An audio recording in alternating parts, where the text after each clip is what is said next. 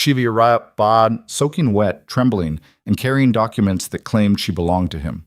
He was a widower with mud on his boots and a daughter asleep upstairs who still cried for her mother some nights. He had nothing left to give anyone. She was a billionaire who had lost everything: her family, her empire, her name, stripped away by a man so powerful that courts, banks, and newspapers had all bent to his will. When Mason Reed opened that door in the middle of a Montana storm, he had no idea that the woman standing in the rain would tear his quiet, carefully rebuilt life completely apart, and that she would be the reason he finally wanted to live it again. If this story already has you hooked, hit that like button right now and drop a comment telling me what city you're watching from. I want to see how far this story travels. Now settle in, because this one is going to take everything you've got. The storm came in from the northwest the way Montana storms always did: fast, mean, and without much warning. Mason Reed had been watching it build since late afternoon, a wall of purple-black clouds stacking up along the ridgeline, like something prehistoric trying to climb over. He'd moved the horses in early, double-latched the barn, and dragged 3 bales of hay inside before the first fat drops started falling. By 7 o'clock, rain was hammering the tin roof of the farmhouse hard enough that he had to raise his voice to read to his daughter. "Keep going, Daddy," Lily said. She was 6 years old and already understood, with the particular wisdom of children who've seen too much too early, that storms were just noise. She pulled her quilt tighter and pointed at the book. "You stopped at the part where the horse runs away." "I know where I stopped." "You always stop there." "Because that's where the chapter ends." "No, it isn't. You just don't like that part." Mason looked down at her. She had her mother's eyes, that pale gray-green that changed depending on the light, the kind of eyes that made you feel seen even when you didn't want to be. He'd spent the last 3 years trying to figure out how to raise a child who had those eyes and who watched him the way Claire used to watch him, like she was always one step ahead of whatever he was about to say. "Fine," he said. "The horse runs away. The boy chases him into the dark. Happy?" "That's not reading it." He went back to the page. Outside, the wind picked up and something metallic scraped across the yard, probably the feed bucket he'd forgotten to bring in. He made a mental note to check the fence along the eastern pasture in the morning. The post near the creek had been leaning for 2 weeks, and he kept pushing the repair back because there was always something else, always another fire to put out, always another bill that showed up a few $100s larger than he'd budgeted for. He read 3 more pages before Lily's eyelids started to droop. He tucked the quilt around her, turned off the lamp on her nightstand, and stood in the doorway for a moment the way he always did. Not because she needed him to, but because he needed the reminder that this was why he got up at 5 every morning. This one small person who was going to inherit his stubbornness and Claire's intelligence and somehow make something out of both.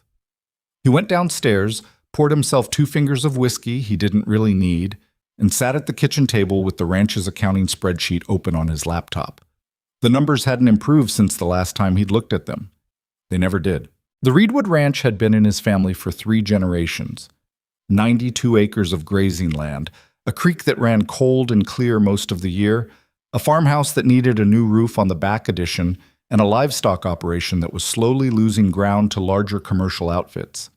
His grandfather had run cattle at a profit. His father had barely broken even. Mason was somewhere between breaking even and drowning, and he'd been swimming in that particular stretch of water long enough that he'd stopped panicking about it. You made the payment or you didn't. You fixed what you could fix. You got up the next day. That was the whole philosophy. Claire used to tease him about it, called it Montana stoicism, with a tone that was half admiring and half exasperated. She'd wanted him to have bigger plans. He'd told her the ranch was his plan. They'd argued about it exactly once, and then she'd gotten sick, and after that they never argued about anything as small as plans again. He was on his 3rd column of numbers when he heard it. At first he thought it was the storm. The wind did strange things to sound out here, carried voices from the highway 3 miles away sometimes, turned the creak of fence wire into something almost human. He'd heard plenty of things in the dark that turned out to be nothing, but this wasn't nothing. 3 knocks, hard, deliberate, coming from the front door. Mason sat very still for a second. Nobody came to his door at 9:30 on a Wednesday night in the middle of a storm. His nearest neighbor was Dale Hutchins, and Dale would have called first. The UPS driver didn't come this far after dark. And strangers in rural Montana at this hour, were either lost, in trouble, or both. He pushed back from the table and went to the window first, pulling the curtain aside. The porch light was on. In its yellow circle, he could see rain slanting sideways in the shape of a person. Small, hunched, soaked completely through. A woman. He went to the door and opened it. She was maybe 30, though it was hard to tell with the rain plastering her dark hair flat against her face. She was wearing what had probably been a nice coat at some point, tailored, expensive fabric, but it was soaked so thoroughly it looked like she'd walked through a river. Her shoes were wrong for the weather, low heels that were now caked with mud all the way to the ankle. She was holding a leather satchel against her chest with both arms, the way you hold something you're terrified of losing. She was shaking. Not just from the cold. He'd seen that particular kind of shaking before, in animals that had been chased to exhaustion, something deep and involuntary. "Can I help you?" he said, which was a stupid thing to say. Obviously, she needed help. But he didn't know her, and there was a sleeping child upstairs, and a woman showing up at his door in these conditions at this hour had about 15 different possible explanations, and he didn't like most of them. She looked up at him. Her eyes were dark brown and extremely direct, even now, even with mascara streaked across her cheekbones and her lips the pale bluish color that came from extended exposure to cold rain. There was something in her face that struck him immediately. Not beauty, though she was that, but a kind of controlled intensity. Like someone who was used to walking into rooms and taking them over, and was now expending enormous effort to hold that quality together while everything else about her was falling apart. "Mason Reed?" she said. He blinked. "Yeah." "My name is Victoria Sterling." She shifted the satchel, opened it with fingers that were visibly clumsy from the cold, and pulled out a document, a thick folder, slightly damp at the edges. She held it out to him. "I know this is going to sound insane, but I need you to not shut the door until I've explained." He didn't reach for the folder. "How do you know my name?" "Because your property is in these documents. Because someone put it there without your knowledge, and without mine." Her jaw tightened. "And because the man who arranged it is trying to destroy both of us, and I've been driving for 6 hours trying to get here before he does something worse." Mason looked at her for a long moment. The rain hammered the porch roof. Water was running off the gutters in sheets. "Come inside," he said. Yeah. He put a towel on this kitchen chair before he let her sit down, which she noticed but didn't comment on. He made coffee without asking if she wanted any, because she looked like she needed it, and put a second mug on the table along with a bottle of whiskey in case the coffee wasn't enough. She wrapped both hands around the mug and didn't drink it right away, just held it. Some of the shaking started to ease. "You're not going to look at the documents first?" she asked. "I'll get to them." He pulled out the chair across from her and sat. "Talk first." She studied him for a second, measuring, assessing, the way someone does when they're deciding how much to trust a stranger. He got the impression this was not a woman who trusted easily or often. Under different circumstances, he suspected she was the kind of person who walked into a meeting having already read everything about everyone in the room. "My family owned Sterling Meridian Group," she said. "Logistics, real estate, private equity. My father built it over 30 years. She stopped, looked at the table. 8 months ago he died. They said it was a heart attack. You don't believe that." She met his eyes. "I believe that convenient heart attacks happen to men who are about to expose criminal activity, but I can't prove that yet, so—" She cut herself off and seemed to deliberately set that thought aside, the way you push a plate away when you're not ready to deal with what's on it. After he died, a man named Damian Cross moved quickly. He had documents, loan agreements, supposedly, signed by my father in the last months of his life. Loans that leveraged almost every major asset in the company as collateral. Loans that defaulted within 6 weeks. Forged? Yes, but sophisticated enough that the banks didn't catch it immediately, and by the time the fraud investigators started asking questions, Cross had already filed the collateral claims and gotten 3 different judges to issue asset freezes. She took a breath. "He's been buying judges for years. That's the part I can prove. That's the part that got me into this mess." "Tell me where I come in." She opened the folder she'd been clutching. The document on top was several pages long, dense with legal language, and his name was right there in the third paragraph. Mason Reed, Reedwood Ranch, Keller County, Montana. He took the pages, read them again. "This says you've been remanded to my custody," he said slowly, "under a civil debt recovery agreement. The hell does that even mean? It doesn't mean anything legal. That's the point." Her voice was tight but steady. "Cross invented an obligation, a supposed old debt owed by my family to a shell company he controls, which happens to be registered to an address 2 counties from here.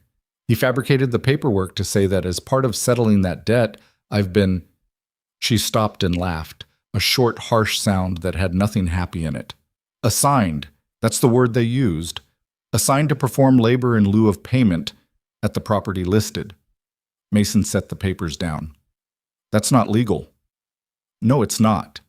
It's designed to be just confusing enough that by the time anyone sorts it out, he's accomplished what he actually wants, which isn't to send me to a ranch in Montana. It's to have me somewhere without resources, without access to my accounts, without anyone who'll take my calls seriously." "What does he actually want?"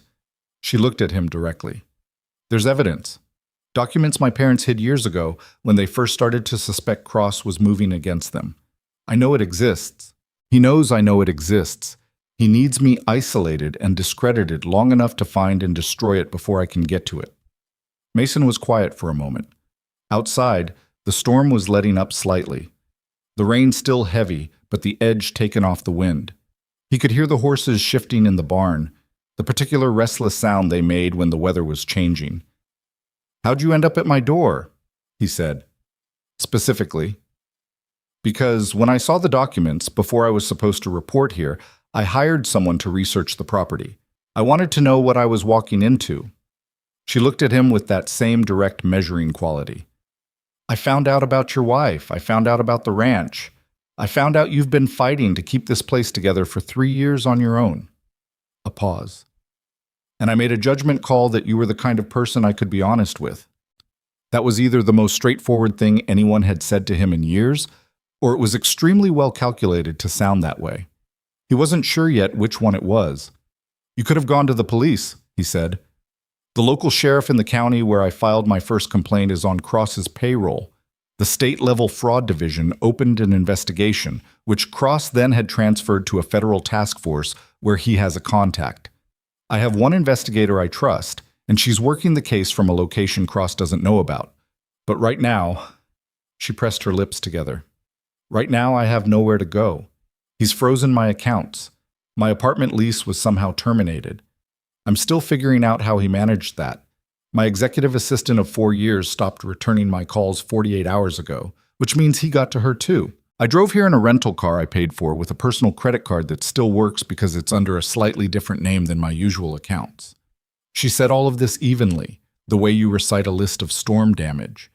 Here's what's broken, here's what's gone. There was something almost worse about the evenness than if she'd been falling apart. "How much money do you have right now?" he asked. "Practically speaking." She thought about it. "A little over $4,000. He almost said something, then decided not to.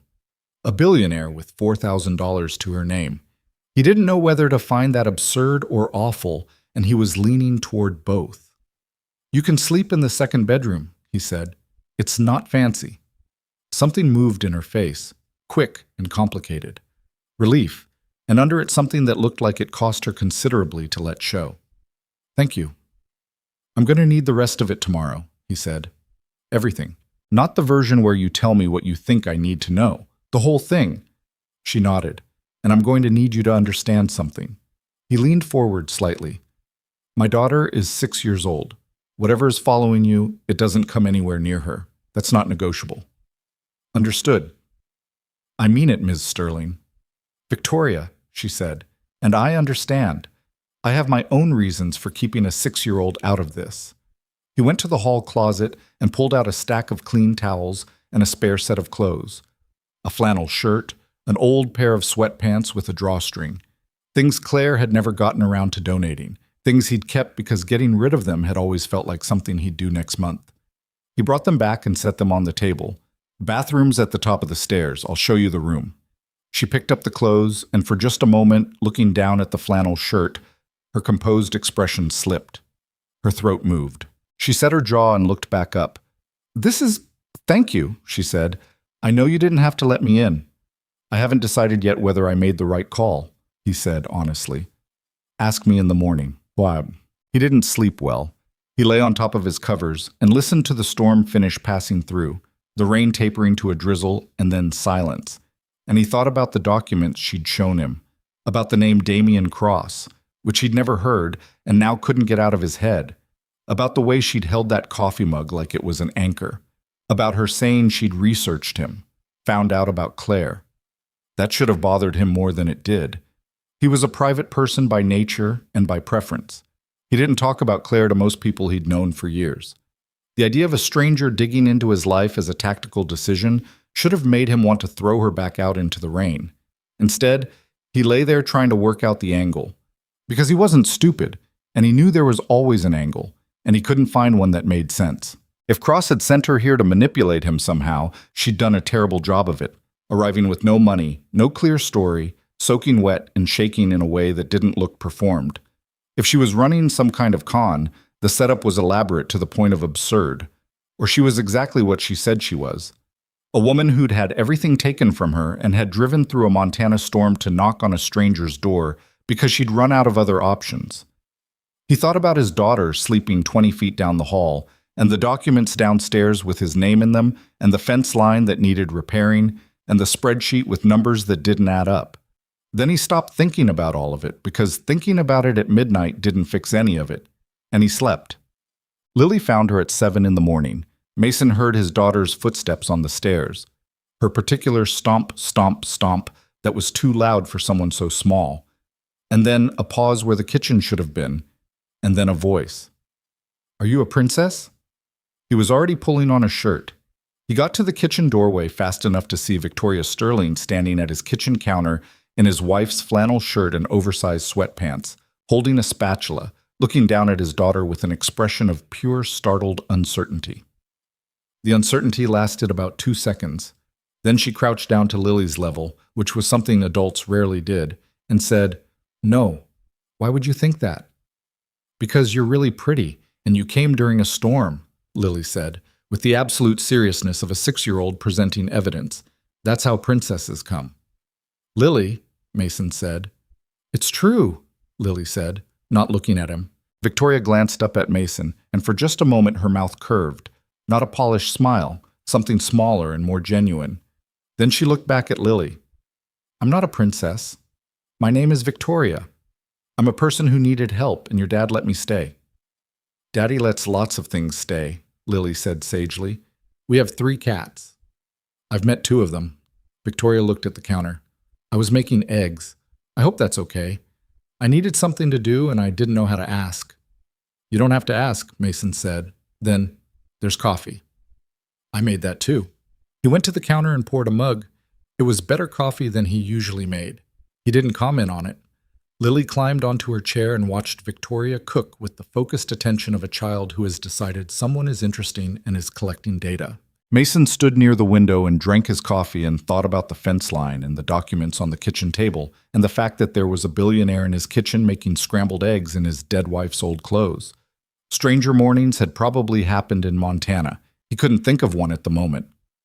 "You're good at that," Lily said, watching Victoria fold the eggs. "I used to cook a lot before I had people doing it for me," Victoria said. "Then I had people doing it for me for too long, and I forgot what it felt like." "What did it feel like?" Victoria considered this with apparent seriousness. "Normal," she said. It felt normal. She put the eggs on the table in 3 portions, which meant she'd already counted the plates, already figured out how many people lived here, already done that small social calculation without being asked. Mason noticed. He thought about how a person who'd run a corporation for years must do that constantly, map the room before anyone else has finished sitting down. They ate without much conversation. Lily ate fast the way she always did, already thinking about whatever she was planning to do outside. The rain had stopped completely. The sky through the kitchen window was the particular washed-out blue that followed Montana storms, pale and clean. "I have to go check on something," Mason said, pushing back from the table. "Victoria." She looked up. When Lily goes out to feed the chickens, you stay on the porch where you can see her. It was a test, partially. He wanted to see how she'd take being given an instruction. She didn't bristle, didn't argue, just nodded once. Okay. He went out to the barn. The eastern fence was worse than he'd thought. 3 posts were leaning at angles that meant they'd come down in the next heavy wind, and there was a section of wire about 40 feet long that had been pushed out, not broken, pushed, like something large had pressed against it repeatedly. The hoof prints on both sides of the line suggested the horses had spent part of last night here, probably spooked by the storm and milling against the fence. He made the repairs manually, the way he always did. No shortcuts, no skipping steps. Driving the posts back in, resetting the wire, tying off at the corners. It took 2 hours and left his hands sore and his boots muddy to mid-calf. When he got back to the house, Victoria was on the porch with a cup of coffee and his laptop open in front of her, and Lily was in the yard collecting eggs from the chicken coop with the 2 calico cats following her around like they always did. "I didn't open it," Victoria said when she saw where he was looking. The sight of a laptop is a reflex at this point. "You can use it," he said, "but I want to see what you're doing." "Still testing me." "Still testing you," he agreed.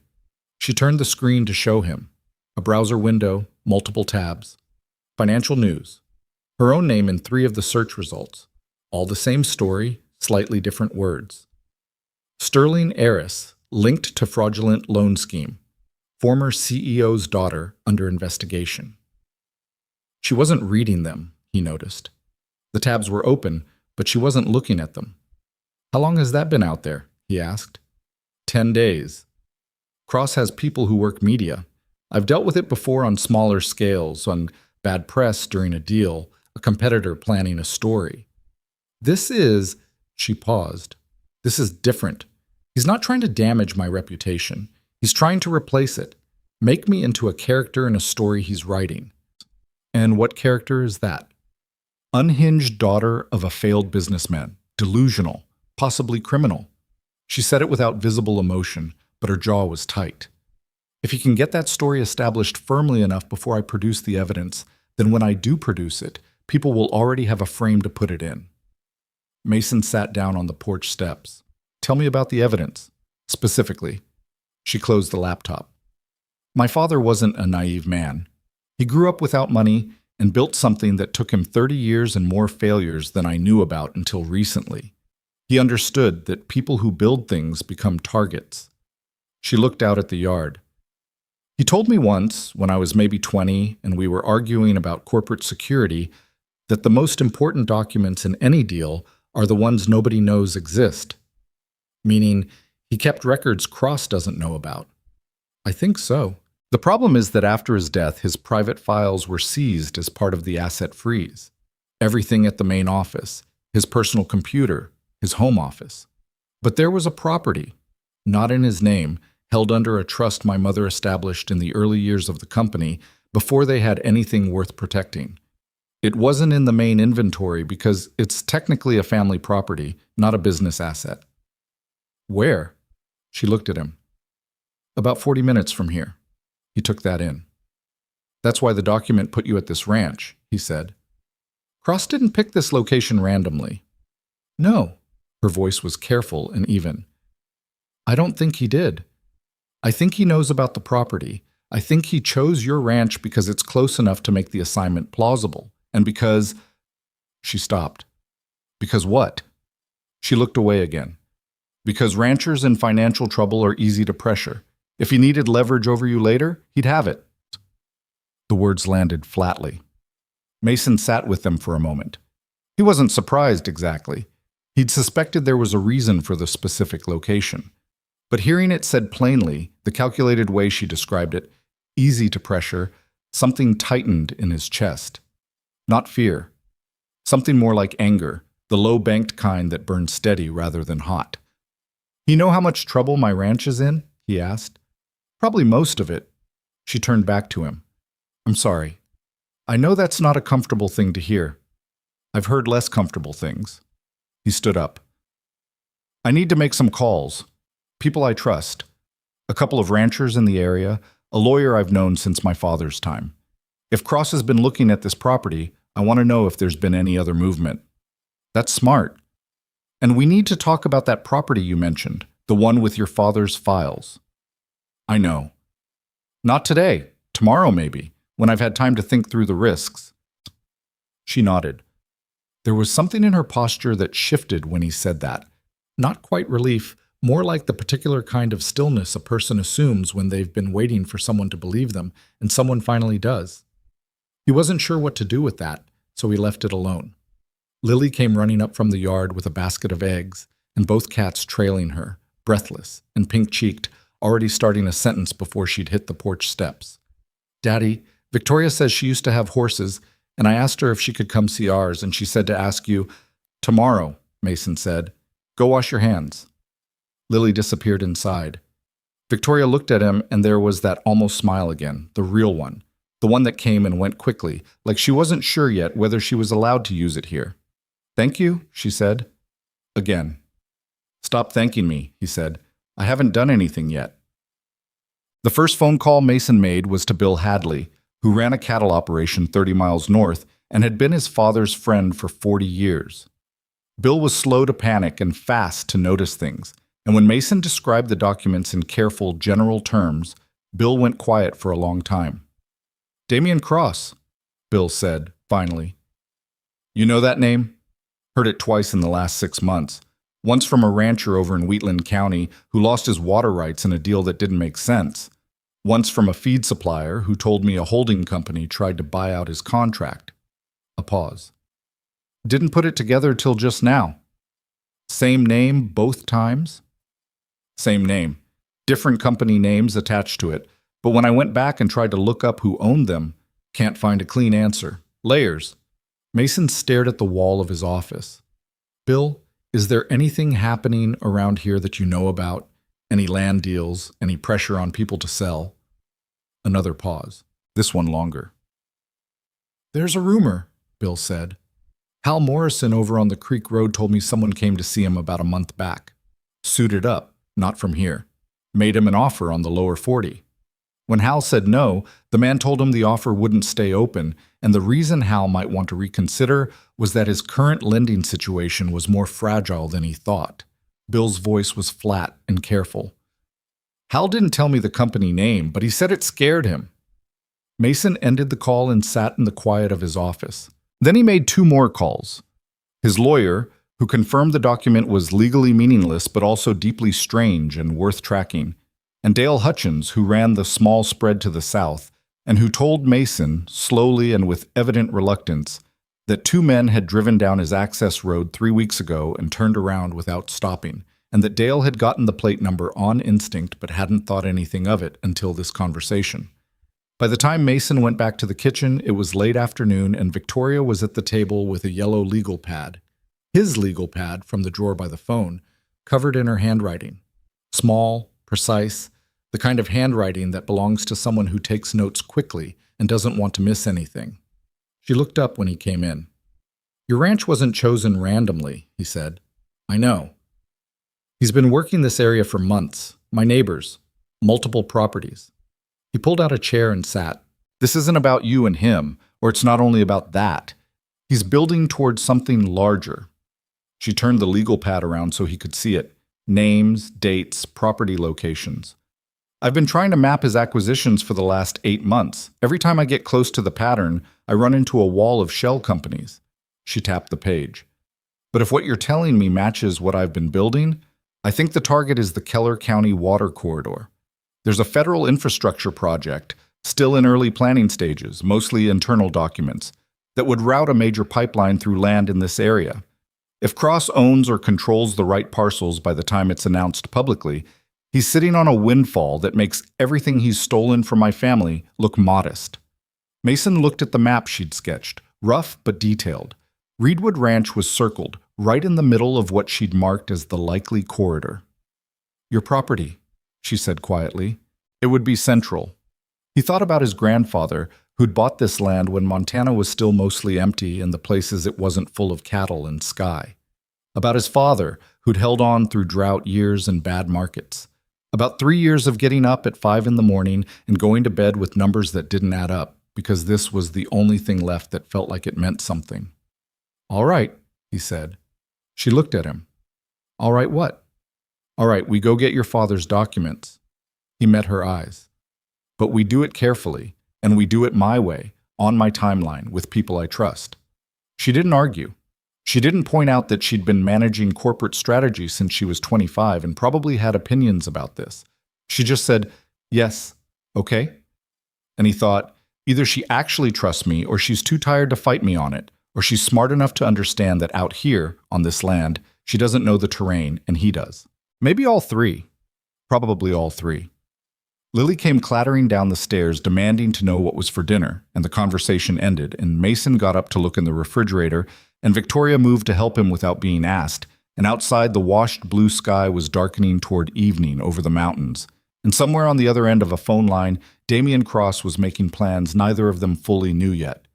The ranch was quiet, but it wasn't going to stay that way. The property was called Harlan's Bluff by the locals, though the name appeared nowhere on any official map. It sat on a shallow rise about 38 minutes east of the ranch, past the turnoff toward Keller Creek, and down a dirt road that narrowed to single lane just before the tree line. The house itself was small, a 2-bedroom structure that Victoria's mother had registered under a maiden name trust 26 years earlier, during a period when the Sterling family was still building and still paranoid enough about the future to hide things carefully. Mason drove. Victoria sat in the passenger seat of his truck with her hands folded in her lap, watching the road.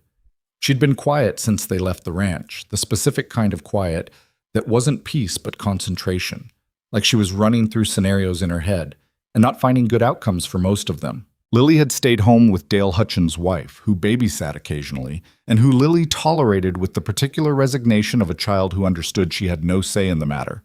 She'd made Mason promise twice to come back before dark. "Tell me what we're looking for," Mason said. "Exactly. A safe. My father had one custom installed in every property he owned. Always the same location, behind the utility panel in the basement, left side. He thought it was funny to hide things in the most obvious-looking place, because people search everywhere else first. What's in it? If I'm right?" She paused. "Records of every transaction Cross falsified going back at least 7 years. My father had a contact inside Cross's primary accounting firm, a woman who was nervous and careful and sent documents through 3 layers of dead drops before they reached him. He told me about her once, obliquely. I didn't understand what he was telling me at the time. And you think these records are enough to take Cross down? I think they're enough to start." She looked at him. "That's different from enough to finish. But start is something." The dirt road turned rougher past the tree line, and Mason dropped to second gear. The truck handled it without complaint. He'd replaced the shocks 2 years ago, one of the few repairs that had stayed ahead of the decay. Through the trees he could see the shape of the house, small and gray-sided, settled into the hillside like it had grown there. He pulled up and cut the engine, and they both sat for a moment, looking at it. "Someone's been here," Victoria said. He saw it too. The padlock on the front door was new. Not the old kind with weathered brass, a fresh one, shiny enough to catch the morning light. "Cross?" he said. "Or someone working for him." Her voice was careful. "The question is whether they've already been inside or whether they put the lock on to keep someone out." "Meaning you." "Meaning me." He reached under the seat and pulled out a bolt cutter.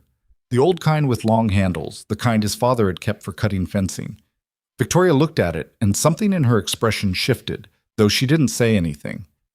The new padlock came off in about 20 seconds. The original door lock, the one that had been there for years, took his spare key. Victoria had found it in the trust documents her mother's lawyer had forwarded to her in the first days after her father's death, before Cross had moved to freeze everything. Inside smelled like abandonment, dust and stale air, and faintly underneath something floral that might have been the ghost of a cleaning product used years ago. The furniture was minimal and covered in cloth. The windows were small and let in gray light through grime. "Basement," Victoria said. The door to it was in the kitchen. The stairs were bare wood and creaked on every step. At the bottom, a concrete floor and a single bulb on a pull chain that Mason found by sweeping his hand through the dark until his fingers hit the cord. The utility panel was exactly where she'd said. On the left side, behind a hinged section of drywall that looked like a permanent part of the structure until you pressed the right spot and it swung out, was a fireproof safe bolted to the concrete block wall. Victoria stood very still looking at it. "You okay?" Mason asked. I didn't know for certain it would be here," she said. "I was fairly certain, but there's a difference." She reached into the bag she'd carried down and pulled out a folded piece of paper. The combination, which she'd reconstructed from a memory of her father writing something in a small book, and then the specific way he'd told her, once, that the numbers that mattered were always the ones you already knew. The paper had a sequence of digits in her handwriting. She turned the dial twice before her hands were steady enough to read the marks properly. The safe opened on the fourth try. Inside were 2 sealed manila envelopes, a small external hard drive wrapped in a plastic bag, and a single handwritten note in a man's cramped script that Mason couldn't read from where he stood. Victoria picked up the note first. "Read it." Her face didn't change, but something around her eyes did. Tightened, then released, the way a muscle does when it's been clenched for too long.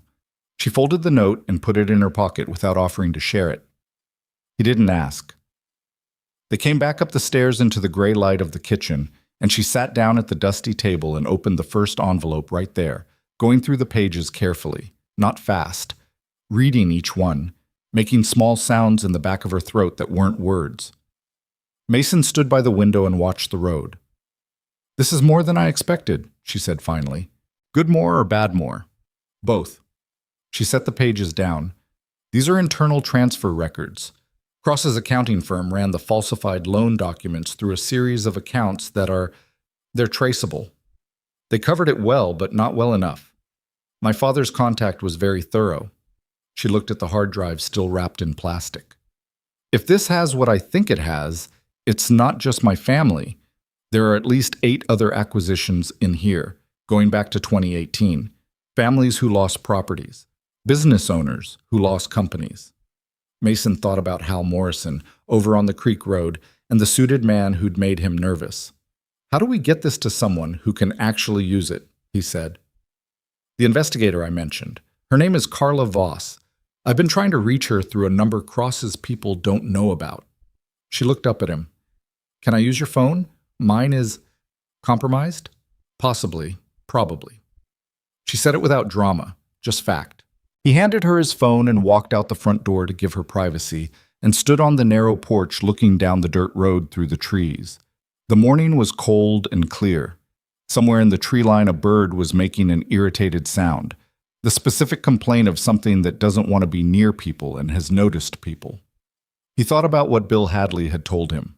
The water corridor, the pipeline, the pattern of acquisitions that made Reedwood Ranch not a coincidence but a target, a coordinate on a map that someone in an office somewhere had marked with a pin.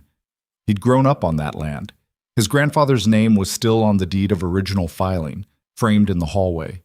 He'd buried Claire in the small cemetery on the eastern rise, between 2 cottonwoods she'd loved because they turned gold in October. He'd built the fence on the north pasture with his own hands at 19, working beside his father on a summer that he could still feel in his shoulders when the weather changed. The idea of someone having decided it was available to pressure, available to take, produced a specific kind of anger that sat low in his gut and didn't move. Victoria came back to the doorway. She answered. Good. She's still active, still working the case from her end. She said the fraud division has been slowly building something on Cross for about 4 months, but they've hit a wall with the financial records. They can't subpoena the accounting firm without tipping off his contact there. She held up the hard drive. She says if these records are what they sound like, it changes the case significantly. How long to get them to her? She's in Denver. She said she can be in the Keller County area day after tomorrow if we need her to come directly. She should come directly, Mason said. I don't want you shipping this anywhere. Victoria nodded. Then, she said something else. A pause. She said Cross's team has been asking questions locally, not just about you, about several ranchers in the county. She thinks he's about to move. Whatever he's been planning, He's accelerating. That word, accelerating, hung in the cold air between them. They drove back to the ranch mostly in silence, the envelopes and the hard drive in a waterproof case from Mason's truck that he usually used for keeping documents dry during wet work. Victoria held it on her lap the whole way without being asked. It was when they turned down the main road toward the ranch that Mason noticed the truck. It was parked half on the shoulder about a quarter mile from his gate, a black pickup, clean and new, with no visible plates from this distance. As he watched, it pulled slowly forward and turned down a different road before he could get close enough to read anything. "Did you see that?" he asked. "Yes." He pulled over and wrote down what he could remember: make, color, approximate model year, the partial plate he thought he'd caught. It wasn't much. It was something. "He knows where I am," Victoria said. It wasn't a question. "Probably knew before you got here." He folded the note and put it in his jacket. "Which means we need to stop acting like we have time we don't." That evening, after Lily was in bed, they sat at the kitchen table with the pages from the first envelope spread between them and Victoria's yellow legal pad beside the stack, now covered on 3 pages. Mason had made coffee, real coffee this time, not instant, because the situation seemed to require it. "Walk me through the structure," he said. She did. She was good at it. Clear, sequential, no wasted explanation. Cross's operation ran through a parent holding company that had 4 subsidiary layers, each one designed to look like independent entities. The loans falsified against Sterling Meridian Group had been processed through the 3rd layer and backdated using internal accounting records that matched the company's legitimate filing calendar closely enough to fool an initial review. "He's done this before," Mason said. "Exactly this." "Yes. The first one I can trace is 2018, a family in Wyoming, agricultural equipment company. The son tried to fight it in court and ran out of money before it got to trial." "What happened to the family?" She was quiet for a moment. "I don't know. I haven't been able to locate them." That silence was its own answer. "How many people know about this?" Mason asked, gesturing at the pages. "The documents, what they contain?" "Right now, you, me, and Carla Voss. Carla's assistant probably, in the sense that Carla doesn't keep secrets well from people she trusts." She thought about it. "And Cross, who knows the documents exist and has been trying to find them for 8 months. He's going to come at the ranch," Mason said. "He's going to make it difficult to stay here." "Yes." She met his eyes. "I know, and I want you to understand something. I didn't come here to put you in that position. When I drove here through the storm, I was out of options, and I made a decision based on—" She stopped, started again. "Based on what I thought I knew about you. But knowing things on paper and actually seeing what I've walked into are different. You have Lily. You have this place that you've—" She gestured vaguely. "That you've held together through things I can't fully understand. And now I've made it a target." "It was already a target," Mason said. "That's what you told me." "Yes, but Victoria." He said it quietly. "I heard you. It was already a target. You showing up didn't create that. You showing up gave me a chance to know about it." She looked at him for a moment. Then she looked down at the papers. "Thank you," she said. "Stop thanking me and tell me about your father." She blinked. The shift caught her off guard. "What about him? What was he like? Not the businessman. The man." A long pause. He thought she might not answer. Then she said, "He was stubborn, impatient. He had this habit of finishing other people's sentences when he was tired and he was wrong about half the time but never admitted it." The almost smile came and went. "He made very bad coffee. Worse than yours. He thought coffee was a vehicle for getting to the next hour and shouldn't taste like anything in particular." "Mine's bad?" "It's adequate." The smile stayed a little longer this time. He was genuinely good at seeing what mattered in a situation, not just in business, in people. He could read a room in 10 seconds and usually be right about what everyone in it actually wanted, underneath what they were saying. "He'd have read me in under 5, Mason said. "Probably." She was quiet a moment. "He would have liked you, I think. He had a thing about people who showed up and did the work. He called it the difference between someone who means it and someone who means well." Mason thought about that. Then he said, What was in the note? The handwritten one. She looked at the table. He said that if I found this, it meant things had gone wrong in the way he'd feared, and that the most important thing wasn't what was in the safe. She paused. He said the most important thing was to find one person who had reasons of their own to fight, and make sure their interests and mine were pointed in the same direction. Mason sat with that for a moment. He thought ahead, Mason said. He always did. Her voice was steady. He just didn't think he'd run out of time before the threat arrived. Outside, a coyote called from somewhere up the ridge, the long, wavering sound that always made Lily press her face into her pillow on the night she heard it. The house was quiet otherwise. The kitchen light made everything yellow and close. I'm going to call a man named Jerry Fitch in the morning, Mason said. He's a federal agricultural liaison, handles land use disputes, and has contacts in the fraud division. I've known him since a water rights case 3 years ago. He's careful, and he's not connected to anything local. You think you can trust him? I think I trust him more than I trust anyone Cross might know. He started stacking the papers carefully. He'll know how to bring Carla Voss in without it looking like a meeting.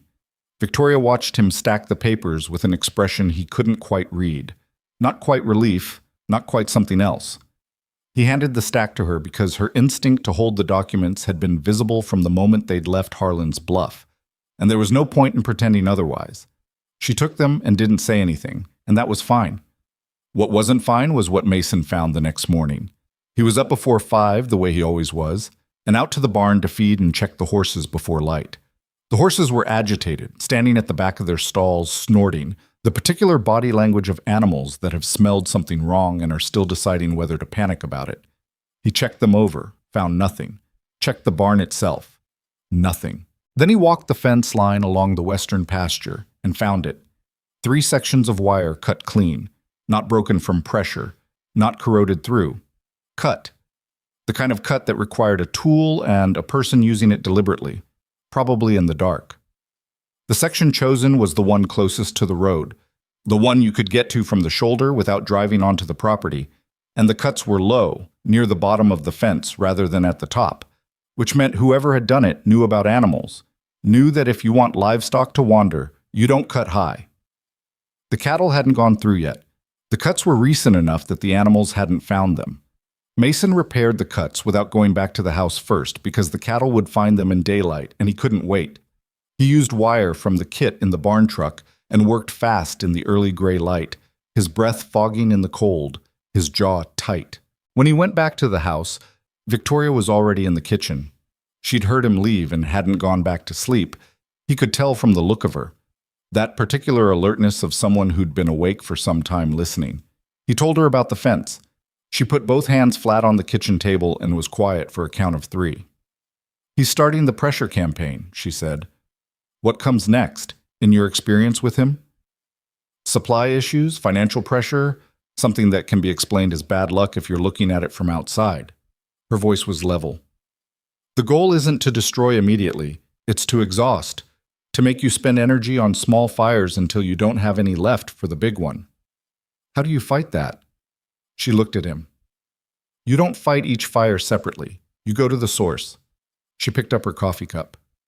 And you do it fast before he realizes you're not going to break the way he expected. Mason thought about Lily sleeping upstairs, about the note from a dead man telling his daughter to find someone with reasons of their own to fight. Carla Voss gets here day after tomorrow, he said. Between now and then, we document everything. Every cut wire, every vehicle I can't account for, every phone call from a number I don't recognize. He looked at Victoria. And you're going to tell me everything about Damien Cross that you didn't tell me the first night. Everything you held back because you were still deciding whether to trust me. She held his gaze. That's fair. I know it's fair. I'm asking if you'll do it. Yes, she said. All of it. Lily's footsteps hit the top of the stairs. Stomp, stomp, stomp. And then her voice came down ahead of her. Is Victoria still here? Mason and Victoria looked at each other across the kitchen table, across the spread of papers and the careful evidence of everything that was coming, and Victoria called back, Yes, I'm still here, before Mason could answer. Lily came clattering down the stairs and into the kitchen and immediately went to show Victoria a drawing she'd made the night before, a horse with an improbably large head and 6 legs, which Lily explained was because she'd run out of room on one side of the paper. Victoria looked at it with complete seriousness and said it was the best horse she'd seen in some time, which was probably the right answer. Mason put more coffee on and thought about cut fence wire and accelerating timelines and a black truck with no plates, and the particular anger that comes from knowing someone has decided you're manageable.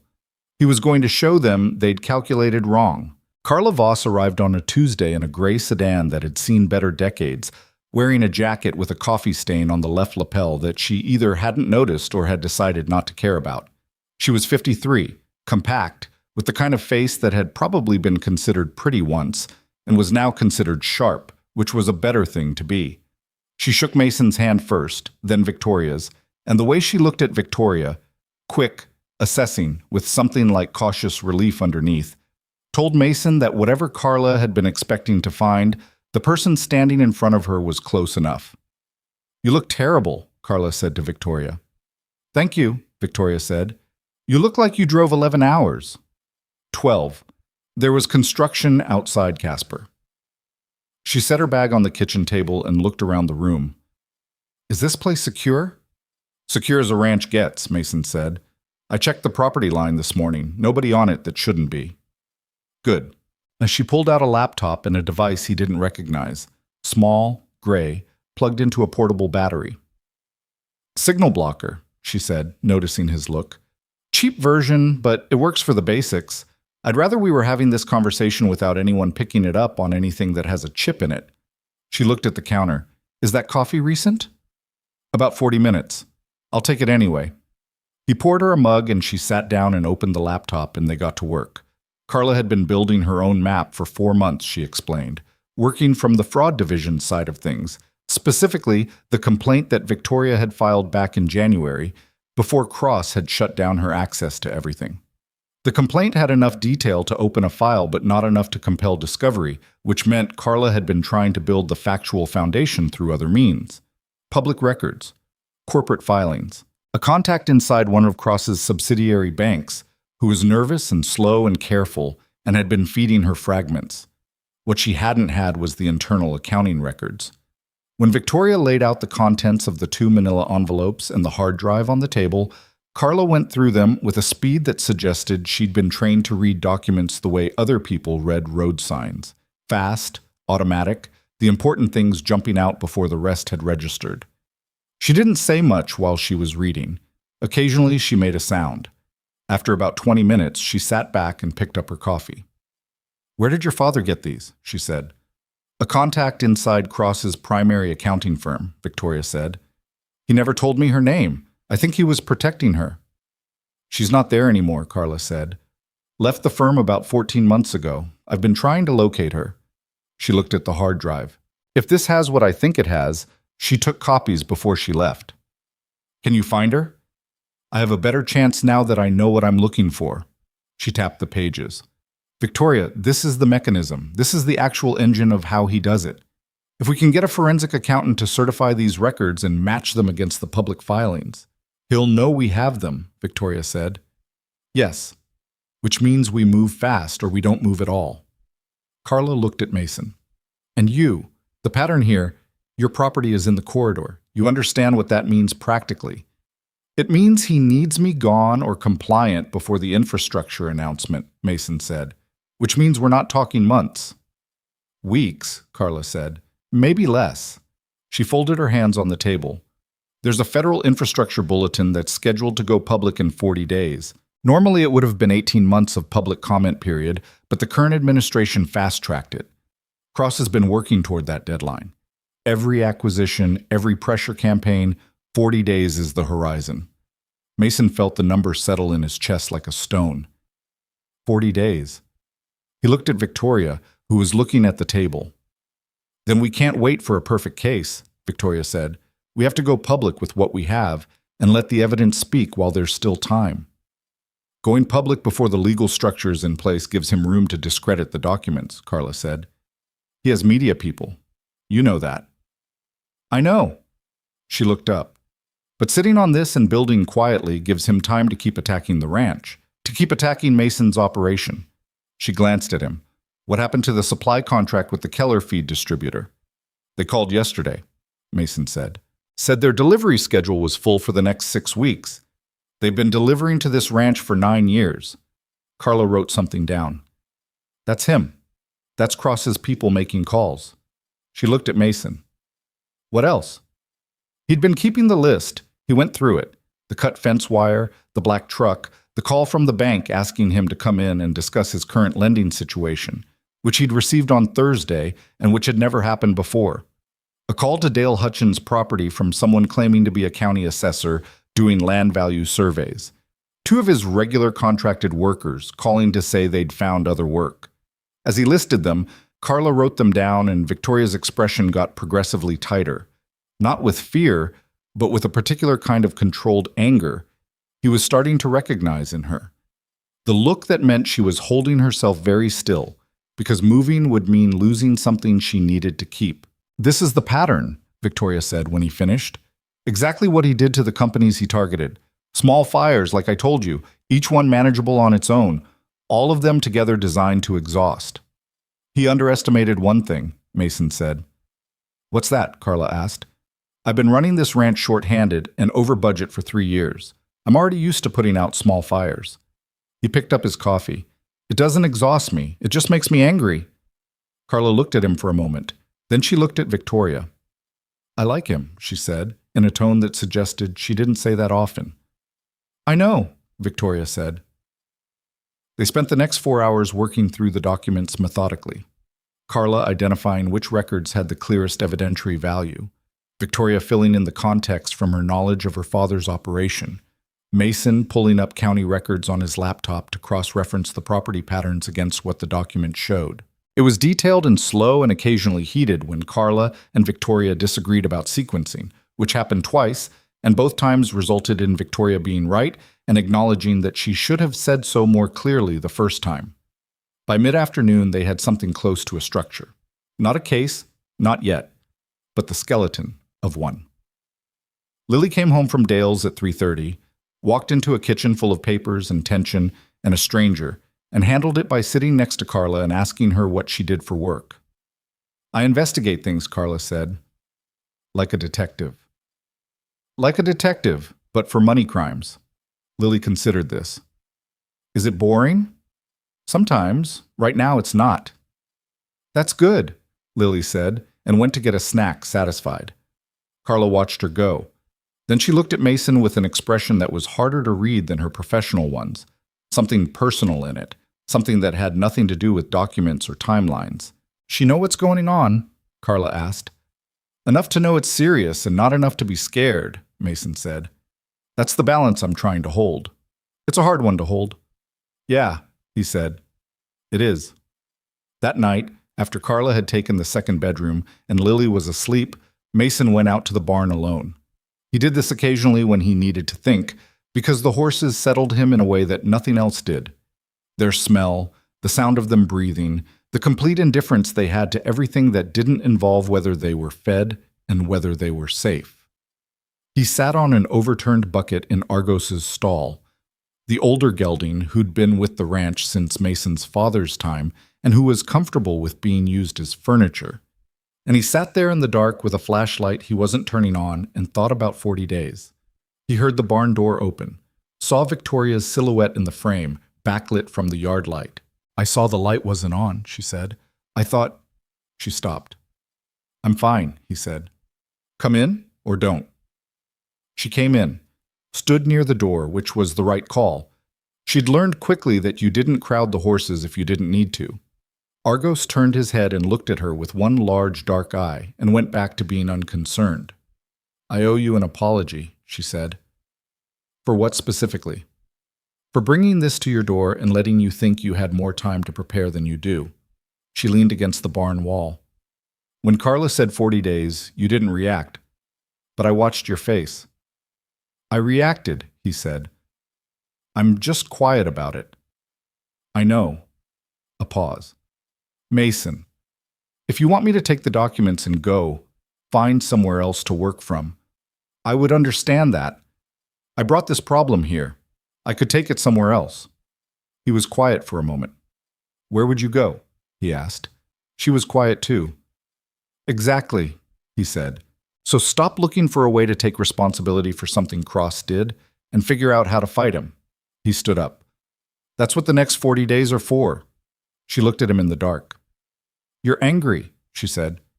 Not an accusation, just a noticing. Yes. At me? At the situation. He paused. Partially at myself for not seeing it sooner. The signs were there, the bank calls, the supply issues. I thought it was just the usual difficulty of keeping a ranch like this alive. Didn't occur to me it was coordinated. It's designed to not occur to you, she said. That's the whole mechanism. I know. He picked up the flashlight.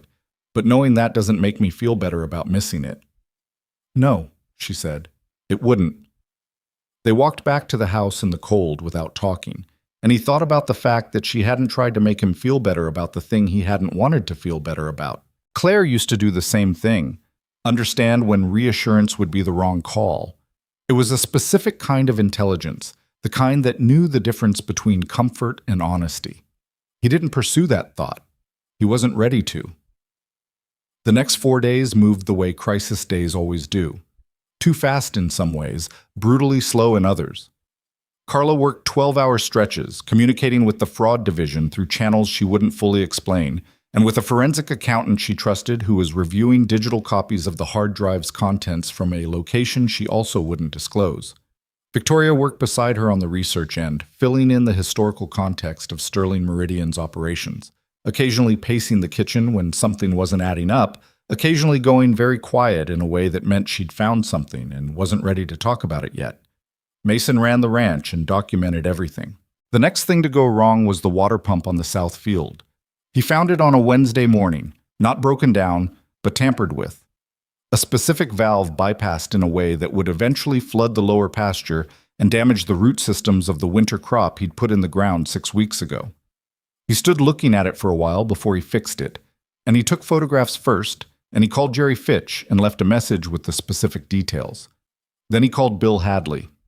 It's moving faster, he told Bill. Bill was quiet. Then he said, Hal Morrison's water rights claim got flagged by the county. Out of nowhere. Somebody filed an objection. Who filed it? Entity called Meridian Land Solutions. Can't find a physical address for it. Meridian. Mason thought about that. Close enough to Sterling Meridian Group to be a deliberate taunt, or a lazy mistake by someone who didn't think anyone would notice the name. I need you to call every rancher you know in a 20-mile radius, Mason said. Anyone who's had anything unusual in the last 2 months, supply problems, personnel problems, financial inquiries they didn't ask for. I need to know the full scope. Bill said he would. It took 2 days to get the picture. When it came back, it was worse than Mason had expected. 11 properties in the county corridor. 9 of them had experienced at least one anomaly in the last 60 days. 3 of them had received formal legal notices, county tax disputes, easement challenges, or the same kind of falsified debt collection paperwork that had been used against Victoria. None of them had connected the incidents to each other because each one had been designed to look isolated. When Mason laid it out on the kitchen table next to Carla's documents, Victoria looked at the pattern and said, He's done this before. Not this county, not these people, but the methodology. The distribution of pressure so no single person sees the whole picture. Until now, Carla said. She was looking at the map Mason had drawn, rough but accurate. The property lines marked in pencil, the incidents noted in red. This is actually better for us than I expected. She looked at Mason. Can you get these people in a room? Some of them, he said, the ones I know personally. I don't need all of them. I need enough that when this goes to a federal judge, the pattern has human faces attached to it. She looked at Victoria. And I need you to be prepared to stand up publicly, not just evidence, you, in front of people, saying what happened. Victoria's jaw tightened almost imperceptibly. I know. He's going to put you through a media cycle first. You know that. He's been laying groundwork for months, but by the stories about your father's company, the criminal investigation suggestions. I know, Carla. Victoria, I said I know. Quiet. Final. Set up the meeting. The meeting happened on a Saturday in Mason's barn because it was large enough and private enough, and because Mason's barn was Mason's, and there was something in that. In gathering on land that was being threatened, in the specific fact of standing on it and choosing not to leave it, that he felt mattered. 9 ranchers came. Some he knew well, some he knew only by name. They came in trucks, mostly, the way people in this part of Montana always went anywhere that required going. And they stood in the barn with the horses watching from their stalls and the smell of hay and cold air filling everything, and Mason stood in the middle of them and told them what he'd found out. He told it plainly. No dramatics, just facts. The documents, the pattern, the 40-day timeline, the infrastructure announcement that would make every piece of this land worth significantly more than it was currently valued at. Some of them already knew pieces of it. None of them had known all of it. Hal Morrison, who was 64 and had a face like a topographic map, said, "So we've all been getting squeezed by the same man, and none of us knew it." "That's about right," Mason said. "And this woman," Hal looked at Victoria, who was standing slightly apart in a way that was not quite comfortable, but not quite not. "She has proof." "We have proof," Mason said. "She found it. I helped her get it out. Carla here is the one who can use it legally." Carla, leaning against a support post, nodded. Hal looked at Victoria for a long moment.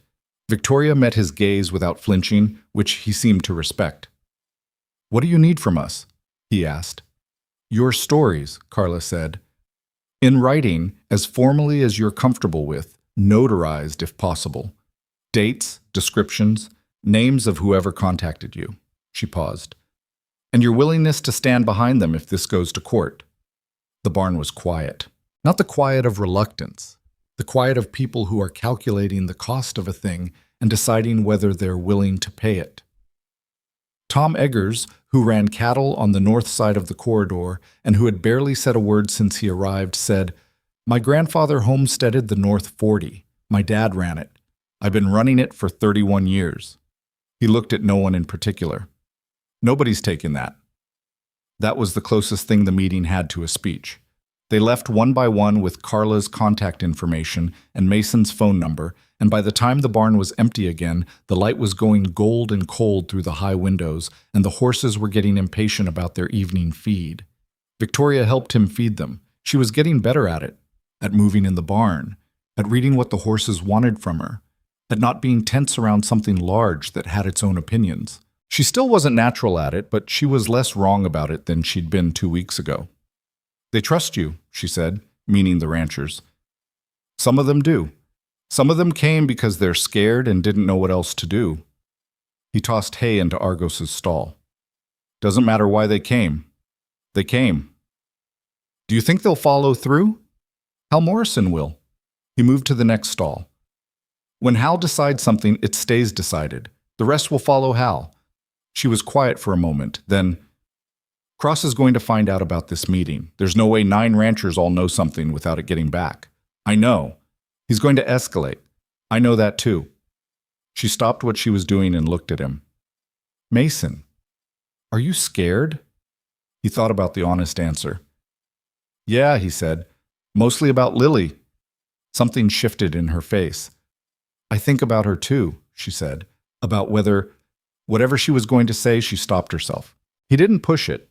She went back to the hay, and he went back to the feed, and they worked through the rest of the stalls in the particular kind of quiet that happens between people who have stopped performing ease around each other because there isn't time for it.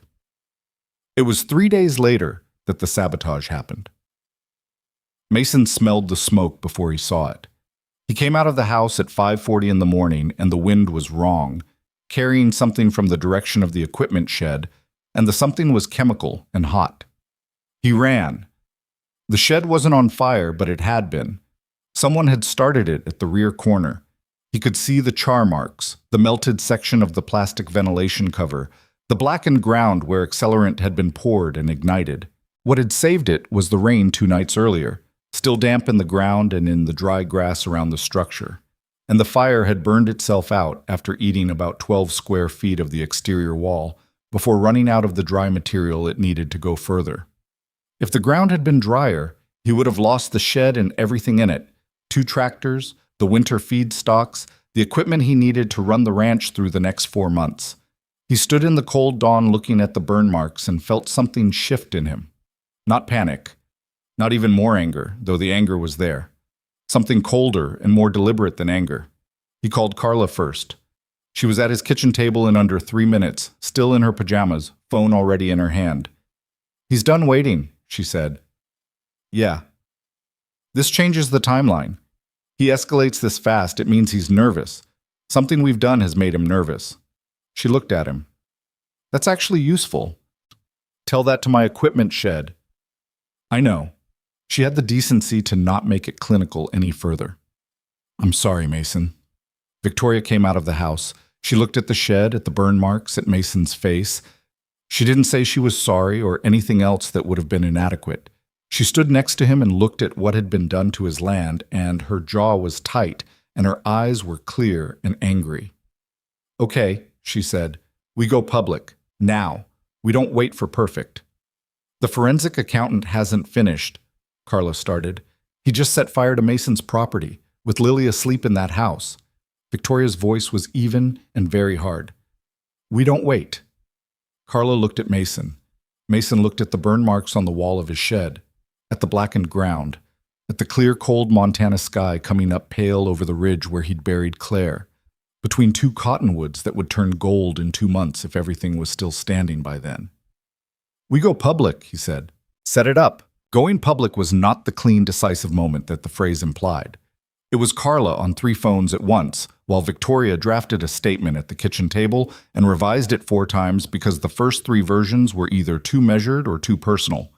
And Mason drove Lily to Dale Hutchins' place at 6 in the morning with a bag packed for 2 nights and a cover story about a plumbing problem that Lily accepted with the particular suspicion of a child who knows she's being managed but can't prove it. "You'll call me?" Lily said, standing in Dale's driveway in her winter coat, holding her backpack straps with both hands. "Twice a day," Mason said. "What if something bad happens?" He crouched down to her level. She had those eyes, Claire's eyes, looking at him with a directness that made it impossible to be anything less than honest. "Some difficult things are happening with the ranch," he said. "I'm working to fix them.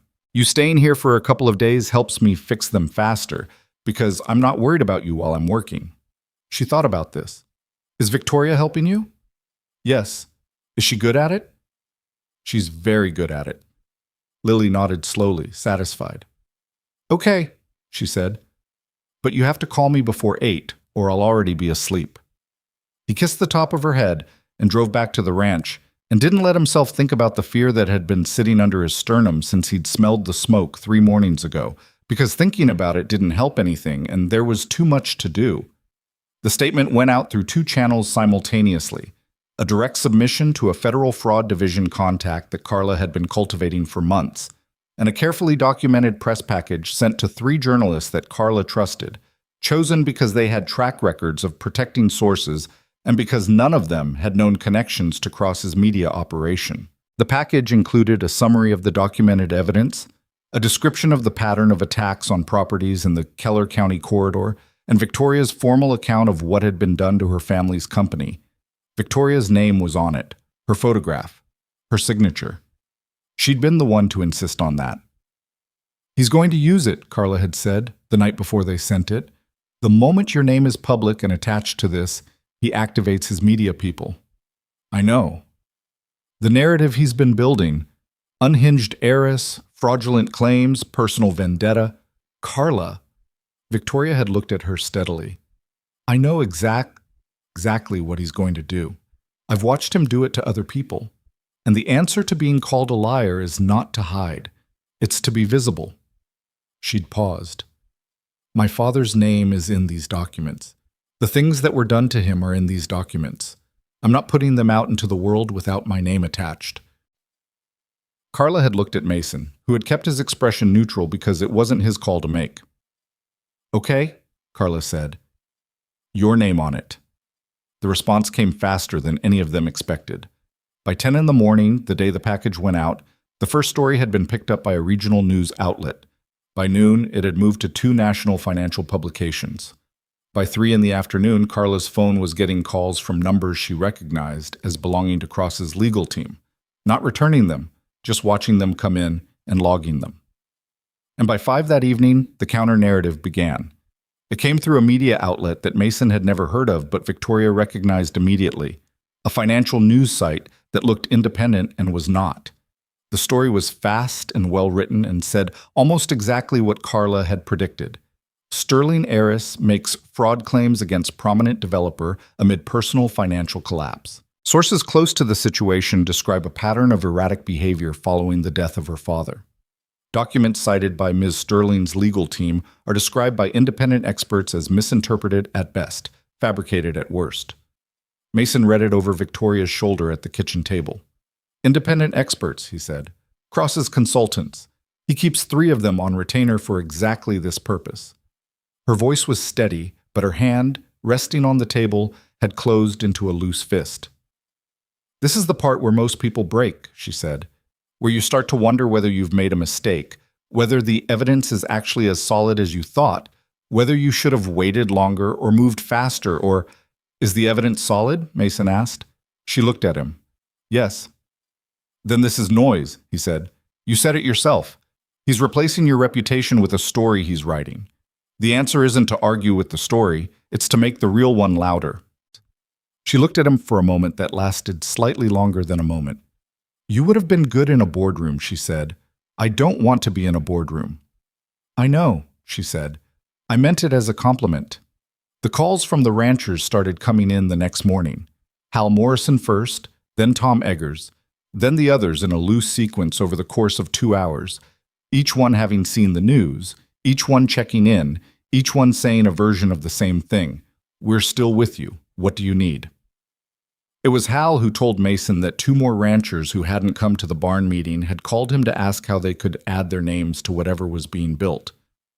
Word travels, Hal said. Fast, Mason agreed. Mason. Hal's voice shifted slightly. The particular shift of a man in his 60s who has seen enough bad things to know when one is close. You and the girl be careful. Man like Cross doesn't stop with fence wire and burned sheds. I know, Hal. You need anything from me. Anything at all. You call. I'll call.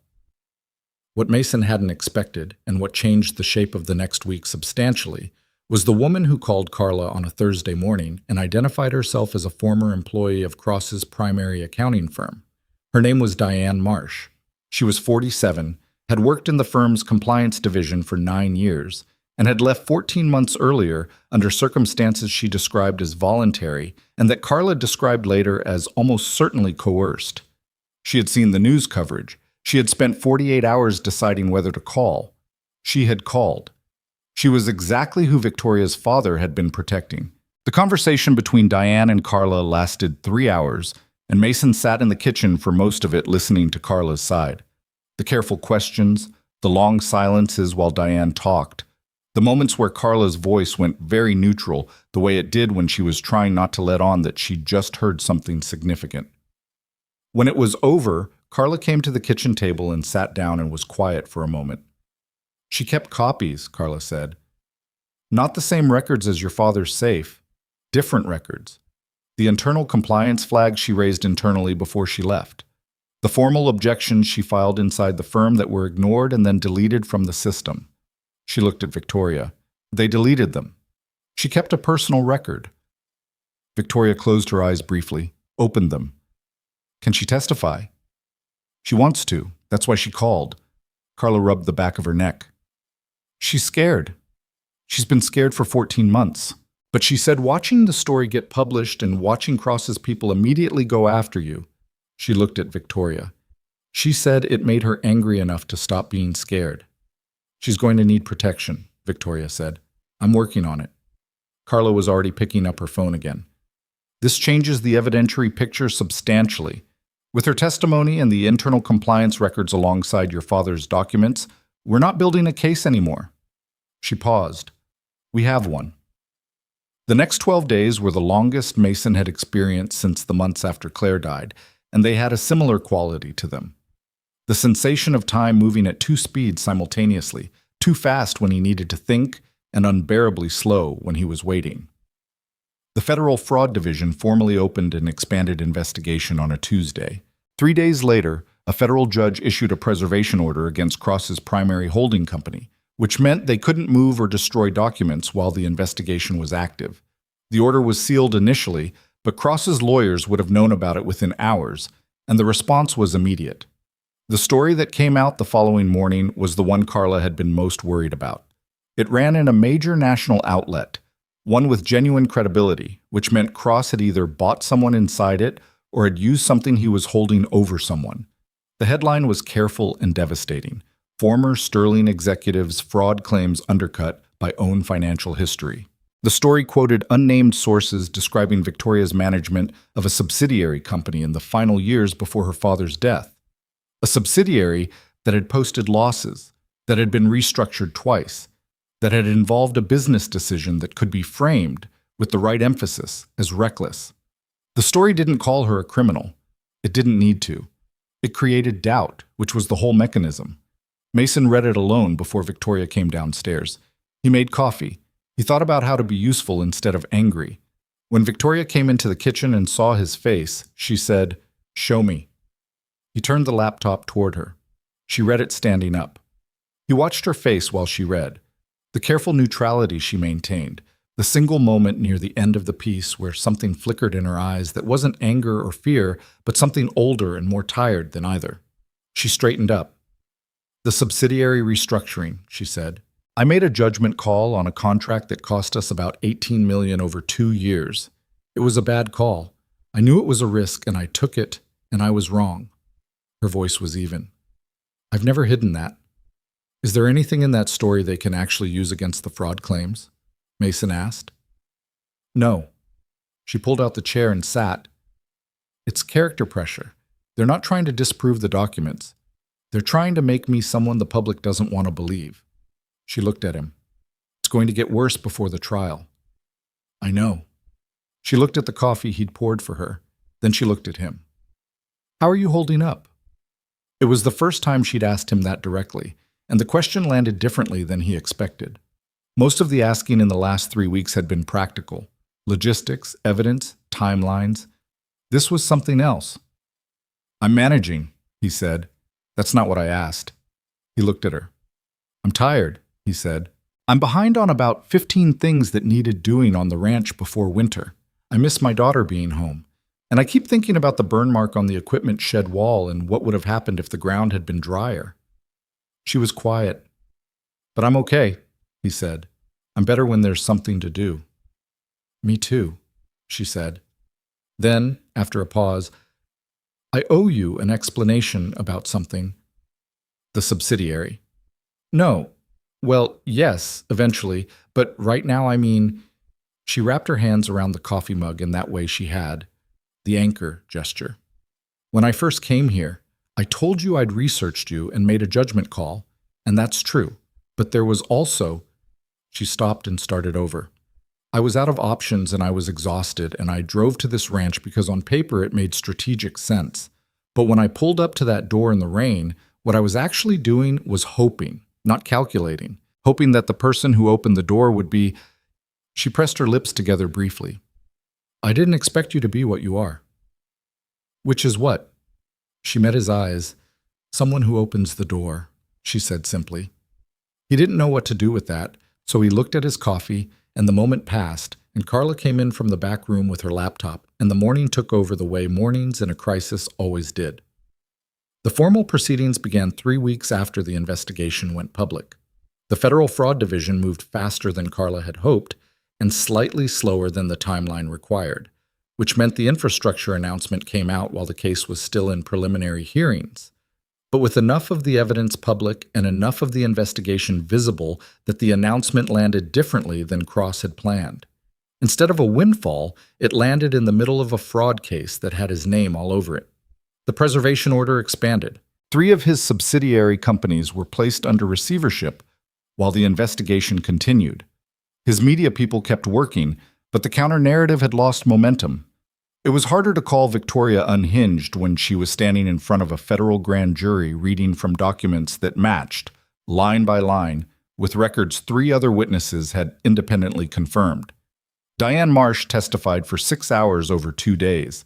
She was careful and specific and occasionally shook, Not performing fear, just experiencing it, because she had spent 14 months living with the knowledge of what she knew, and she was still not entirely sure she was safe. When she finished the second day and walked out of the building, Victoria was waiting outside on the steps. They'd never met. Victoria knew her only from what Carla had told her, the woman who'd kept records nobody was supposed to keep, who'd stayed scared for over a year and then gotten angry enough to make the call. "Thank you," Victoria said. Diane Marsh looked at her for a moment. She had tired eyes and a careful face, and she said, "Your father hired a private investigator to make sure I was okay after I left the firm. I didn't know that until last year." She paused. "I thought you should know that he looked out for me even when things were falling apart." Victoria didn't say anything. She nodded. Diane walked to her car, and Carla appeared at Victoria's shoulder and said, "You ready?" And Victoria said, "Yes." And they went back inside. The day Victoria testified, Mason drove 4 hours to sit in the courthouse hallway because he wasn't permitted in the hearing room. He brought coffee in a thermos and a book he didn't read, and sat on a bench and waited. Hal Morrison had driven down too, without being asked, and sat nearby working through what appeared to be a farming supply catalog with a red pen, circling things.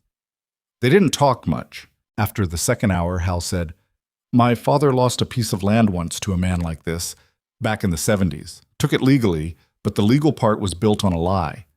He didn't look up from the catalog. Spent the rest of his life angry about it. Not the land, the lie. "Did he ever get it back?" Mason asked. "No." Hal turned a page. "But I think about what would have happened if he'd had somebody to fight it with." He glanced at Mason sideways. "Turns out that matters." Mason thought about that for the rest of the wait.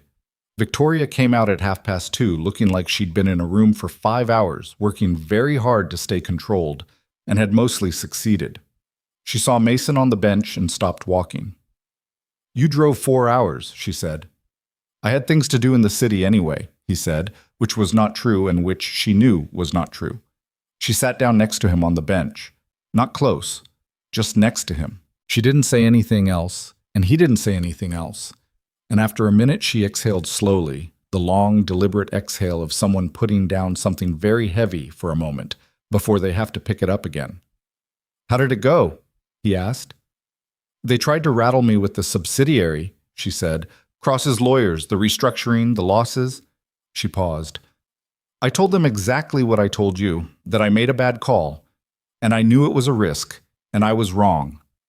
Another pause. "Then I told them that making a bad business decision is not the same as committing fraud, and that the difference between those two things was precisely what was under discussion, and that I was happy to explain it in further detail if they needed me to." Mason looked at her. "How'd they take that?" "Not well." Something that wasn't quite a smile moved across her face. "But that's their problem." The verdict, when it came on a gray November morning, 15 months after the investigation had formally opened, 7 months after the preliminary hearings had concluded, and on a day when Mason was at the ranch repairing the north fence line because the work had to be done regardless of what was happening in a courtroom 4 hours away. Carla called him. He stopped working, stood in the cold pasture holding a fence post in one hand and his phone in the other. "Guilty," Carla said. "All primary counts, federal fraud, money laundering, conspiracy to commit wire fraud, and the land acquisition charges."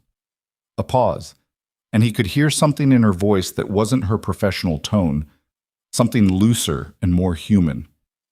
"They got him, Mason." He stood in the pasture for a moment.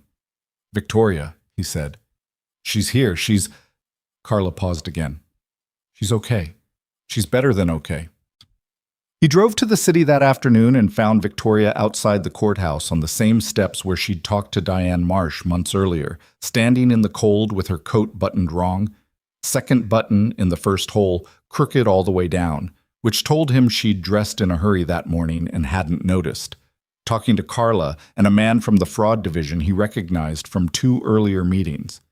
She saw him come up the courthouse steps, and she stopped talking mid-sentence. He looked at her. She looked at him. She had been crying, not recently, but recently enough that her eyes still showed it, and she had the slightly wrecked look of someone who has held a very tight thing for a very long time and has just been allowed to set it down. You drove 4 hours again, she said. I had things to do, he said, same as before. She laughed. A real one, short and involuntary, surprised out of her. Then she stepped forward and put her arms around him and held on. And he let her. And it was awkward for about a second in the way that things are when two people who've been careful about something suddenly stop being careful, and then it wasn't awkward at all. Carla looked away at the courthouse facade with elaborate interest. When Victoria stepped back, her coat was still buttoned wrong. Mason looked at it and looked at her and didn't say anything about it, because some things you let be imperfect without comment. Come home, he said. Lily's been asking about you for 3 days. Victoria looked at him. Home, she repeated like she was testing the word.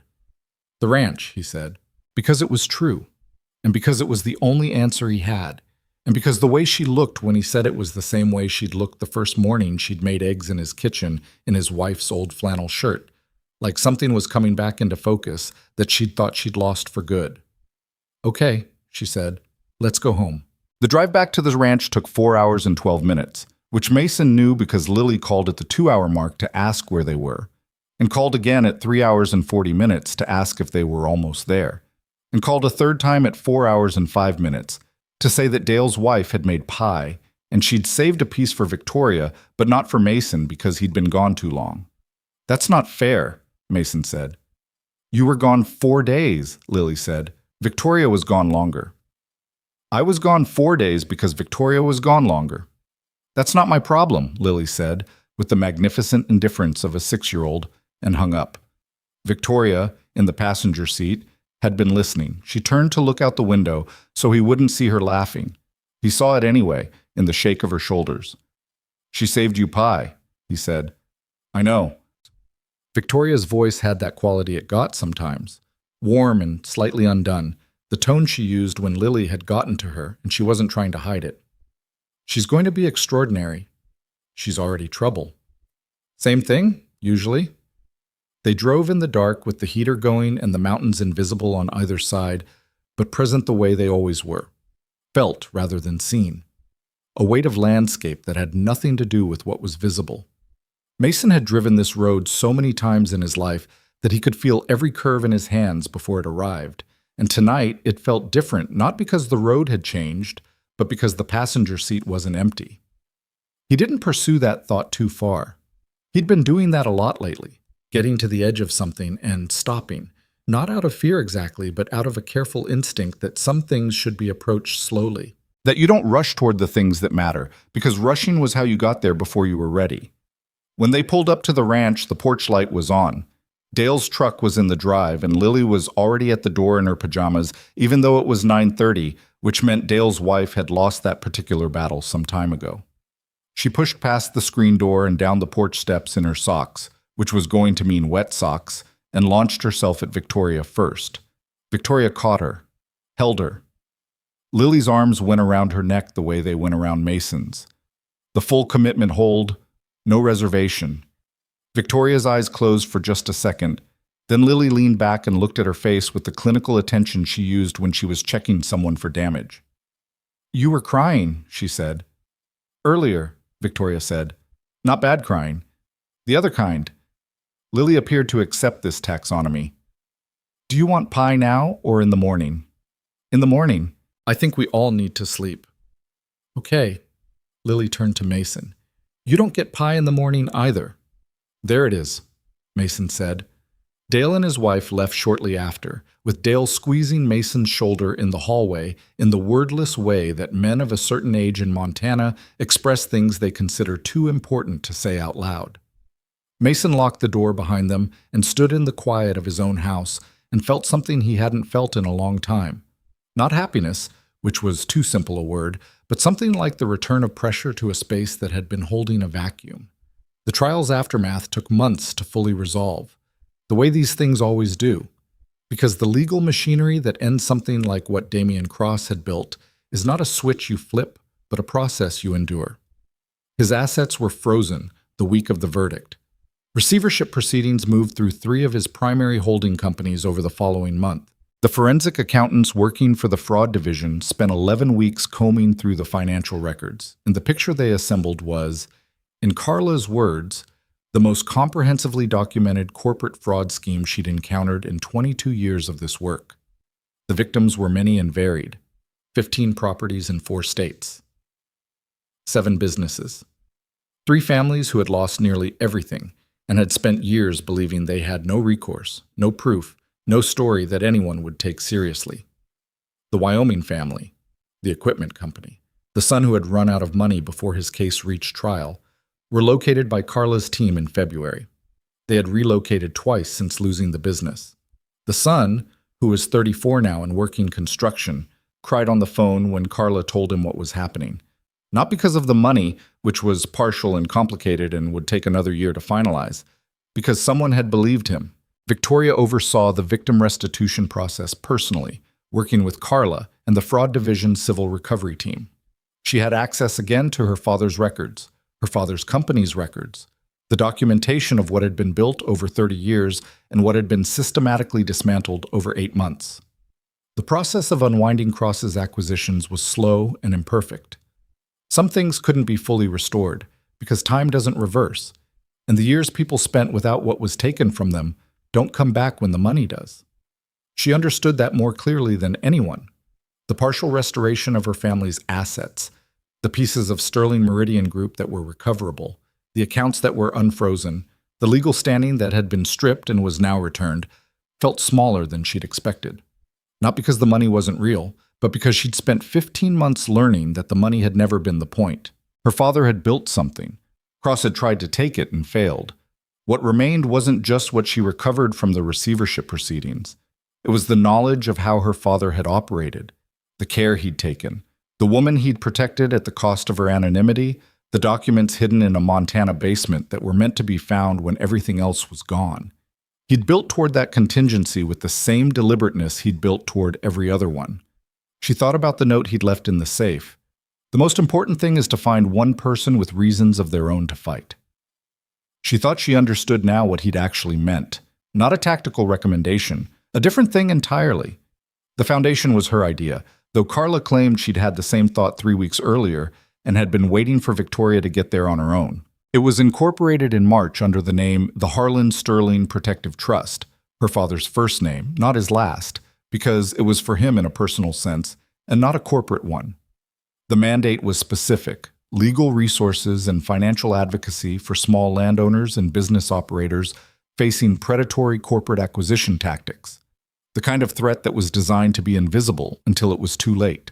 The kind that worked precisely because each individual target lacked the resources to see the whole picture.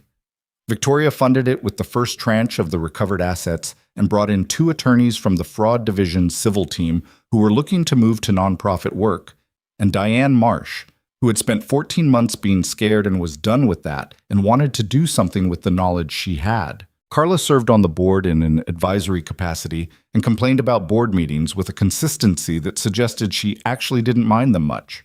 She set up the trust's operational base in Billings, 40 minutes from the ranch, because the foundation needed a real address and a real office, and because 40 minutes was manageable.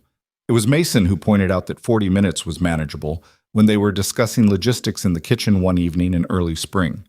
Victoria had looked at him when he said it, something measuring in the look, something that was also a question. "I wasn't planning to leave," she said. "I didn't say you were. You were checking." "I was clarifying," he said. "There's a difference." She smiled at that. The full one, not the small, careful version. "I'm not leaving, Mason." He nodded. Went back to the coffee he'd been making. "The office in Billings is a good idea. You'll need somewhere with actual infrastructure."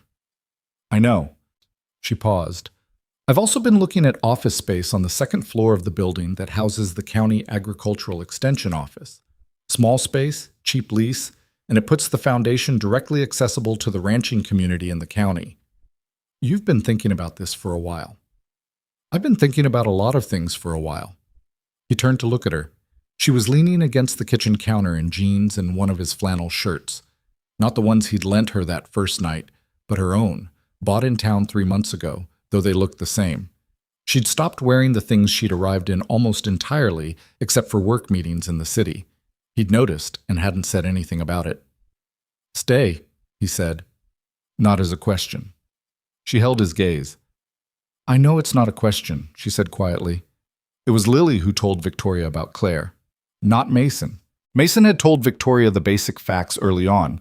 His wife, 3 years ago, cancer, 14 months from diagnosis to the end. The facts were enough to explain the architecture of the life Victoria had walked into. He hadn't gone further because going further required something he didn't freely give, which was the interior version of it, the specific texture of that particular grief. But Lily talked about her mother the way children talk about the dead when they haven't been taught yet to perform sadness around it. Naturally, incidentally, in the middle of other conversations. She told Victoria about the garden Claire had started on the south side of the house that Mason kept watering every spring because he didn't know what else to do with it. She told Victoria about the way Claire laughed, which was loud and slightly too much for the room, which was a quality Mason had loved about her and which Lily had apparently inherited precisely. She told Victoria about the October when Claire had been sick, but not yet very sick, and they'd all raked leaves together, and her mother had thrown a pile of leaves at her father and hit him in the face, which was the funniest thing Lily had ever personally witnessed. Victoria listened to these things the way she listened to Lily in general, completely, without performing attention, with the kind of focus that made Lily feel like the most interesting person in the room, which she usually was. She told Mason about one of these conversations once, obliquely. He was quiet for a moment. She talk about her a lot? He asked. When something reminds her, she doesn't make a thing of it. She just mentions her the way you'd mention anyone. Victoria paused. She talks about her the way you'd want someone to talk about you, like she was real and funny and present, not like she was something sad that happened. Mason nodded, looked at the window. That's Claire, he said. She was very hard to make sad. Victoria didn't say anything. She didn't try to make the moment into something. She just let it be what it was, which was what she always did, and which was, he had slowly come to understand, one of the specific things that had made him trust her before he'd had a rational reason to. The proposal was in August, in the barn. Not because Mason had planned it that way. He hadn't planned much at all, which was unlike him in some ways and very like him in others. He'd bought the ring in June from a jeweler in Billings who'd shown him 17 options, and he'd picked the one that looked most like something a person actually chose, rather than something a person was supposed to choose. He'd had it in the drawer of his nightstand for 6 weeks because there was always something happening, always a reason the moment wasn't quite right, and eventually he'd realized that he was doing what he always did, waiting for conditions that would never be entirely right before doing the thing that was already decided. It was an August evening, cooling fast the way August evenings in Montana do, and Victoria was in the barn because one of the mares had been restless all afternoon, and she'd taken to checking on her when that happened.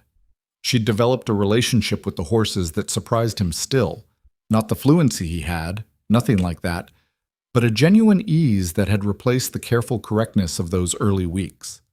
The mare, particularly, had decided she was acceptable.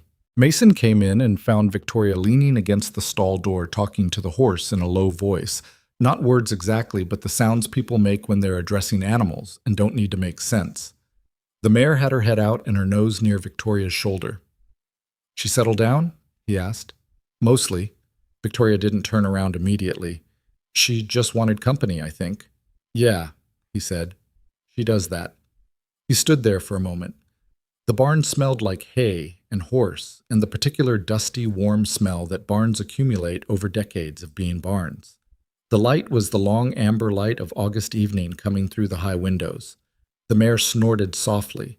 He thought about being 23 years old in this barn with his father, repairing something he couldn't now remember, and his father saying that the most important decisions a man makes are the ones he makes before he fully understands what he's deciding. He thought it was a confusing thing to say at the time. He understood it now. Victoria, he said. She turned around. He had the ring in his hand. He hadn't rehearsed anything because rehearsed things came out wrong when he said them, and this was not a situation in which he wanted things to come out wrong. I'm not good at the version of this where I say a lot of things, he said, so I'm going to say the true version, which is shorter. He looked at her. You showed up at my door in a storm and I let you in because something about you looked like it needed to be let in, and I have not once since then thought that was the wrong call. Not when the fence got cut, not when the shed burned, not through any of it. He paused. You've made this place different. You've made my daughter's life different. You've made mine different in ways I'm still figuring out, which I think I'd like to keep figuring out." Victoria was very still. Her hand had gone to the stall door, not gripping it, just resting there. "Marry me," he said. "Not because you need somewhere to be. You've got somewhere to be. You built it because you want to be here, because this is the place you keep choosing." She looked at him for a moment that felt long and wasn't. Her eyes were bright, and she was holding her jaw in that way she did when she was keeping something together. "Your coffee is still only adequate," she said. "I know. The north fence needs work again. I know. Lily is going to be insufferable about this. She'll probably take credit for it somehow," he said. "She has her theories about you arriving in a storm." Victoria laughed. The real laugh, the one that was slightly too much for the room. Then she stepped forward and put her hand over his, over the ring, and said, "Yes, obviously yes. Did you think I was going to say something else?" "I didn't know," he said honestly. "That's why it took me 6 weeks to ask." She looked at him. "You've had this for 6 weeks? There was always something happening." "Mason." "I know." She shook her head, smiling, and let him put the ring on her finger, which it fit because he'd borrowed one of hers to get the size right, and she'd never mentioned noticing, which meant either she hadn't noticed or she'd noticed and decided to let him have it, and he strongly suspected the latter. The mare pushed her nose against Victoria's shoulder approvingly, or at least in a way that could be interpreted as approval if you were in the right frame of mind. Lily's response, the next morning, was to say, "I knew it," with a composure so absolute it was clear she had been prepared for this moment, and was handling it exactly as planned. She then asked immediately whether she could be in charge of flowers at the wedding, and when Mason said they hadn't gotten that far yet, she said, "I'm just thinking ahead," in a tone that was pure Claire. Mason looked at Victoria over his daughter's head. Victoria looked back at him. Neither of them said what they were both thinking, which was that some things carry forward in people in ways you can't plan for and can't stop and wouldn't want to, even if you could. The wedding was in October, because October in Montana does things with light that no other month manages. The way the sky goes deep blue behind the yellow of the cottonwoods, the particular quality of the afternoon sun at that latitude in that season, low and warm and slightly amber, like everything is being seen through something golden. They talked about spring, and Victoria had said October, and Mason had said he knew why, and she'd said nothing because she didn't need to explain it. It was held at the ranch, in the pasture on the east side, the one that looked up toward the small cemetery on the rise, toward the 2 cottonwoods that had been gold for 2 weeks already. This had been a decision Mason had made privately and then told Victoria about, and she'd looked at him and said, "Yes," very simply, which was all there was to say. There were 63 people, not a large wedding, but a real one, the kind assembled from actual relationships rather than obligation or performance. Hal Morrison came in the suit he apparently only wore to funerals and weddings, and stood in the back with Tom Eggers, and cried with a complete lack of self-consciousness that Mason found both surprising and exactly right. Carla Voss wore a dress and complained about it to anyone who would listen. Diane Marsh came from Billings and sat near the front and was very quiet throughout, in the particular way of someone who is carrying something heavy and is also glad to be there. The 2 attorneys from the foundation came. Dale and his wife came, and his wife brought a casserole to the reception that nobody had asked for, and that was eaten completely. Lily wore a yellow dress that she had selected herself over the mild objections of Mason, who'd suggested something less likely to show grass stains, and she carried a basket of wildflowers that she distributed with a seriousness that suggested she understood the weight of the responsibility. When she reached the front and stood beside Victoria for the ceremony, she took Victoria's hand without being prompted, and Victoria's hand closed around hers and held on. Mason stood in front of these people who had driven through an October afternoon to witness something, and he looked at Victoria, in a dress that was not white but a warm ivory that caught the afternoon light, with her dark hair loose, with the ring already on her finger that he was about to formalize with another one, and he thought about the word home. He'd thought he knew what it meant. 3 generations of his family had lived on this land, and he'd grown up with the certainty that home was a place, something geographic and fixed, something that could be threatened and defended because it was concrete. He'd fought to keep it, and he would fight again to keep it, because it mattered in every way land can matter to the people who've worked it. But standing in the cold October light watching Lily hold Victoria's hand, he understood something his father hadn't said, and his grandfather couldn't have known how to say, that the place was never the point. The place was just where the people were. Home was the accumulation of people who chose each other without being required to, who showed up without being asked to, who stayed because they wanted to, rather than because they had nowhere else to go. Victoria had come to this place in a storm with nothing. She had everything now. The restored assets, the foundation, the legal standing, the name that was no longer being rewritten by someone else's story. She could go anywhere. She stayed. That was the whole thing. That was all of it. The ceremony was short because Mason had asked for short. He said the words he meant and didn't add to them. And when he was done, Victoria said hers, which were slightly longer, and which included a sentence about adequate coffee that made Carla laugh from the third row and caused Hal Morrison to look confused. Lily presented the rings with enormous gravity, and then stepped back and watched the rest of the proceedings with her arms folded and an expression of deep proprietary satisfaction. Afterward, in the barn, which had been cleared and strung with lights for the reception, because October evenings in Montana are cold, and the barn was large, and it was the place where they'd first started planning how to fight, and it seemed right to celebrate there too. Mason stood near the door with a glass of something someone had put in his hand and watched his daughter teach Carla Voss to do a line dance that Lily had mostly invented on the spot. Carla was terrible at it and did not seem to care. Victoria appeared beside him. She'd been talking to Diane Marsh for 20 minutes, and her eyes were still slightly bright from that conversation. She leaned against the barn door near him and looked at the room, at these people filling this space where 7 months ago they'd stood in the dark and looked at burn marks on the wall and decided to stop waiting. "You okay?" she asked. "Very," he said. She nodded. Watched Lily demonstrate a dance move to Carla that seemed to involve stepping on her own feet. "I've been thinking about something," Victoria said. "Tell me." "The note my father left." She didn't look at him. "He said to find someone with reasons of their own to fight, and I spent months thinking that was strategic advice, that he meant find an ally, find someone with parallel interests." She paused. "But I don't think that's what he meant." "What do you think he meant?" She was quiet for a moment. "I think he meant that the only fight worth fighting is one you do alongside someone who has something to lose. Not just something to gain, something real at stake, something they built, something they love. Because that's the only kind of person who won't cut and run when it gets bad." She glanced at him sideways. "He'd never met you. He didn't know anything about you, but he knew the kind of person I'd need." Mason looked at the room. At Hal Morrison accepting a piece of wedding cake from Dale's wife. At Tom Eggers talking to one of the foundation attorneys with an attention that suggested he had things to say about property rights and had finally found someone paid to listen.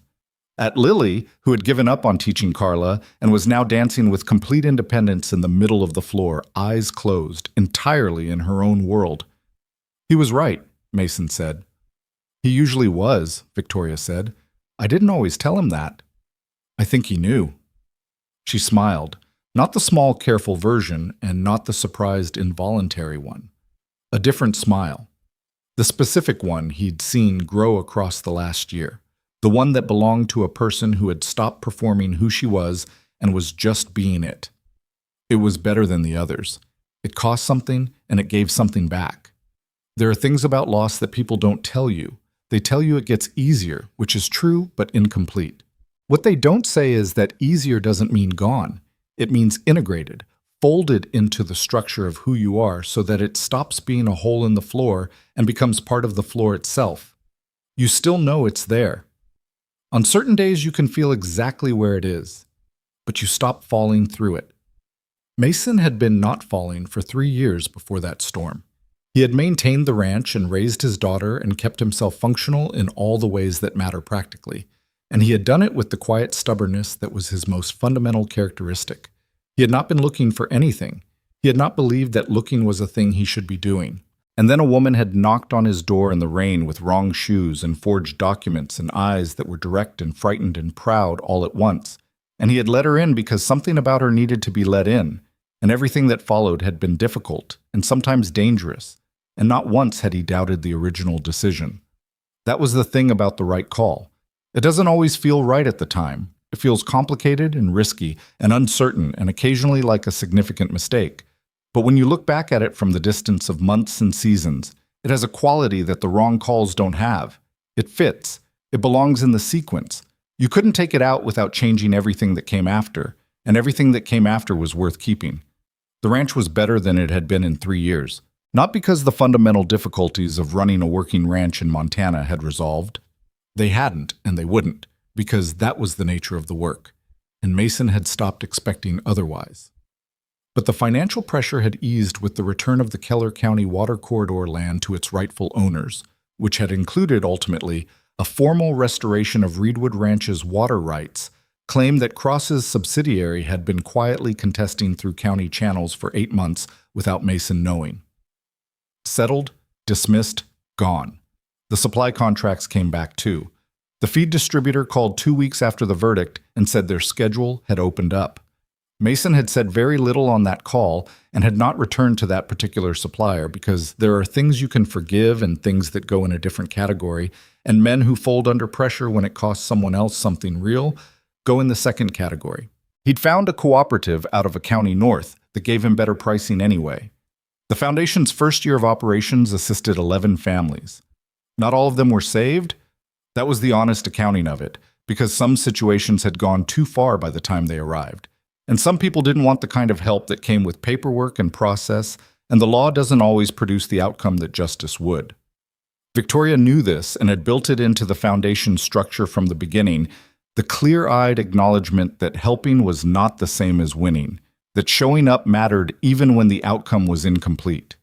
Diane Marsh ran the case intake with a thoroughness that reflected 14 months of living with things she should have been able to report and couldn't, and the foundation became in some ways a place where her particular kind of knowledge went from being something she'd been punished for to something that protected people. That transformation was not lost on her. She didn't talk about it much. She just did the work. Lily turned 7 in November, 2 months after the wedding, and requested a birthday party with 3 specific friends and a horse-themed cake that Mason ordered from a bakery in Billings, and that arrived with the horse inexplicably having 6 legs, which Lily announced was exactly right and placed as the centerpiece. She was, in every observable measure, a child who felt secure. She asked about her mother sometimes, and those conversations happened the way they should happen. Not avoided, not performed, just real. She had placed Victoria in a category of her own rather than trying to make her fit an existing one, which was the kind of categorical thinking that only very clear-eyed people manage, and it meant she could hold both things without them colliding. The mother she remembered and missed and would keep missing, and the woman who had come in a storm and stayed. These were not the same thing. They were not competing things. They were both true, simultaneously, and Lily at 7 apparently understood this better than most adults manage. One evening in the following spring, a May evening, the ranch green in a way it only gets for about 3 weeks before the summer dries it back down, Victoria was in the garden on the south side of the house. Not the vegetable beds, which were practical and which Mason managed. The other one. The one Claire had started. She'd been out there for an hour, and when Mason came around the corner, he stopped. She'd been weeding it. Not redesigning it, not reclaiming it in any grand sense, just doing the maintenance it needed. The kind of work that kept the existing plants going, the ones that had been watered every spring and kept quietly surviving. She had dirt on her hands and her knees, and she was entirely focused on what she was doing. He stood and watched her for a moment. She looked up and saw him, straightened up, looked at him without quite knowing what he was thinking, which was unusual for her. "Is this okay?" she asked. "I should have asked you first." "It's okay," he said. "I wasn't trying to—" "Victoria." He walked toward her. "It's okay." She looked at her dirty hands. "It needed work. I kept walking past it, and oh!" She stopped. She planted good things. They just needed some attention. He looked at the garden, at the plants Claire had put in the ground, some of them still going after 4 years, stubborn and perennial, coming back every spring whether anyone asked them to or not. "Yeah," he said, "they did." Victoria looked at him, and he looked at her, and something passed between them that didn't need to be said because it already was said. In the dirt on her hands, in the garden that was going to be fine, in the May evening and the green ranch, and the sound of Lily somewhere inside the house, making more noise than one child should be able to generate. There is a particular kind of strength that doesn't announce itself. It doesn't arrive with declaration or drama. It's the kind that shows up in the middle of an ordinary Tuesday and does what needs doing, that tends to something neglected without being asked, that stays without making staying into a statement. It's the kind of strength that comes from people who have been genuinely broken and have learned the specific difference between breaking and being done. Victoria Sterling had had everything and lost everything, and found something in the space of that loss that the original everything hadn't contained. Not because losing things is good, it isn't, but because the things she'd found on the other side of it were things she'd had to choose with full knowledge of the cost. The ranch, the family, the man who opened the door in the storm. You can't choose what you don't know the value of. That was what the hard year had given her, not character. She'd had character before, something more specific than that, the knowledge of what she was choosing and why, and that she would choose it again. Mason would tell you, if you asked him years later, that the best decision he ever made was opening that door. He wouldn't say it dramatically. He'd say it the way he said most things, plainly, without embellishment, with the quiet certainty of a man who has stopped arguing with the things he knows. He'd also tell you it wasn't really a decision. It was just what you do when someone is standing in the rain. That's the part that's easy to miss, and maybe the most important part of all. Not the grand choices. The declaration, the stand, the fight you choose to finish. Those matter. But underneath them, earlier than them, is a smaller, simpler thing. The instinct to open the door when someone is outside of it, to let in what needs to be let in, to believe, without evidence before evidence is possible, that some things are worth the risk. 3 generations of Reeds had worked that land. The 4th was going to grow up knowing how it felt to fight for something real, to watch something taken be returned, to understand that the people who try to make you small can only succeed if you stay alone. Lily Reed was not going to stay alone. The May evening stretched long and gold over the mountains. Inside the farmhouse that had echoed for 3 years with a specific kind of quiet, something was cooking, and there were voices, and the cats were in the yard being generally useless, and the horses were settled in the barn. The lonely house was not lonely anymore. That was the whole story. Everything else was just what happened along the way.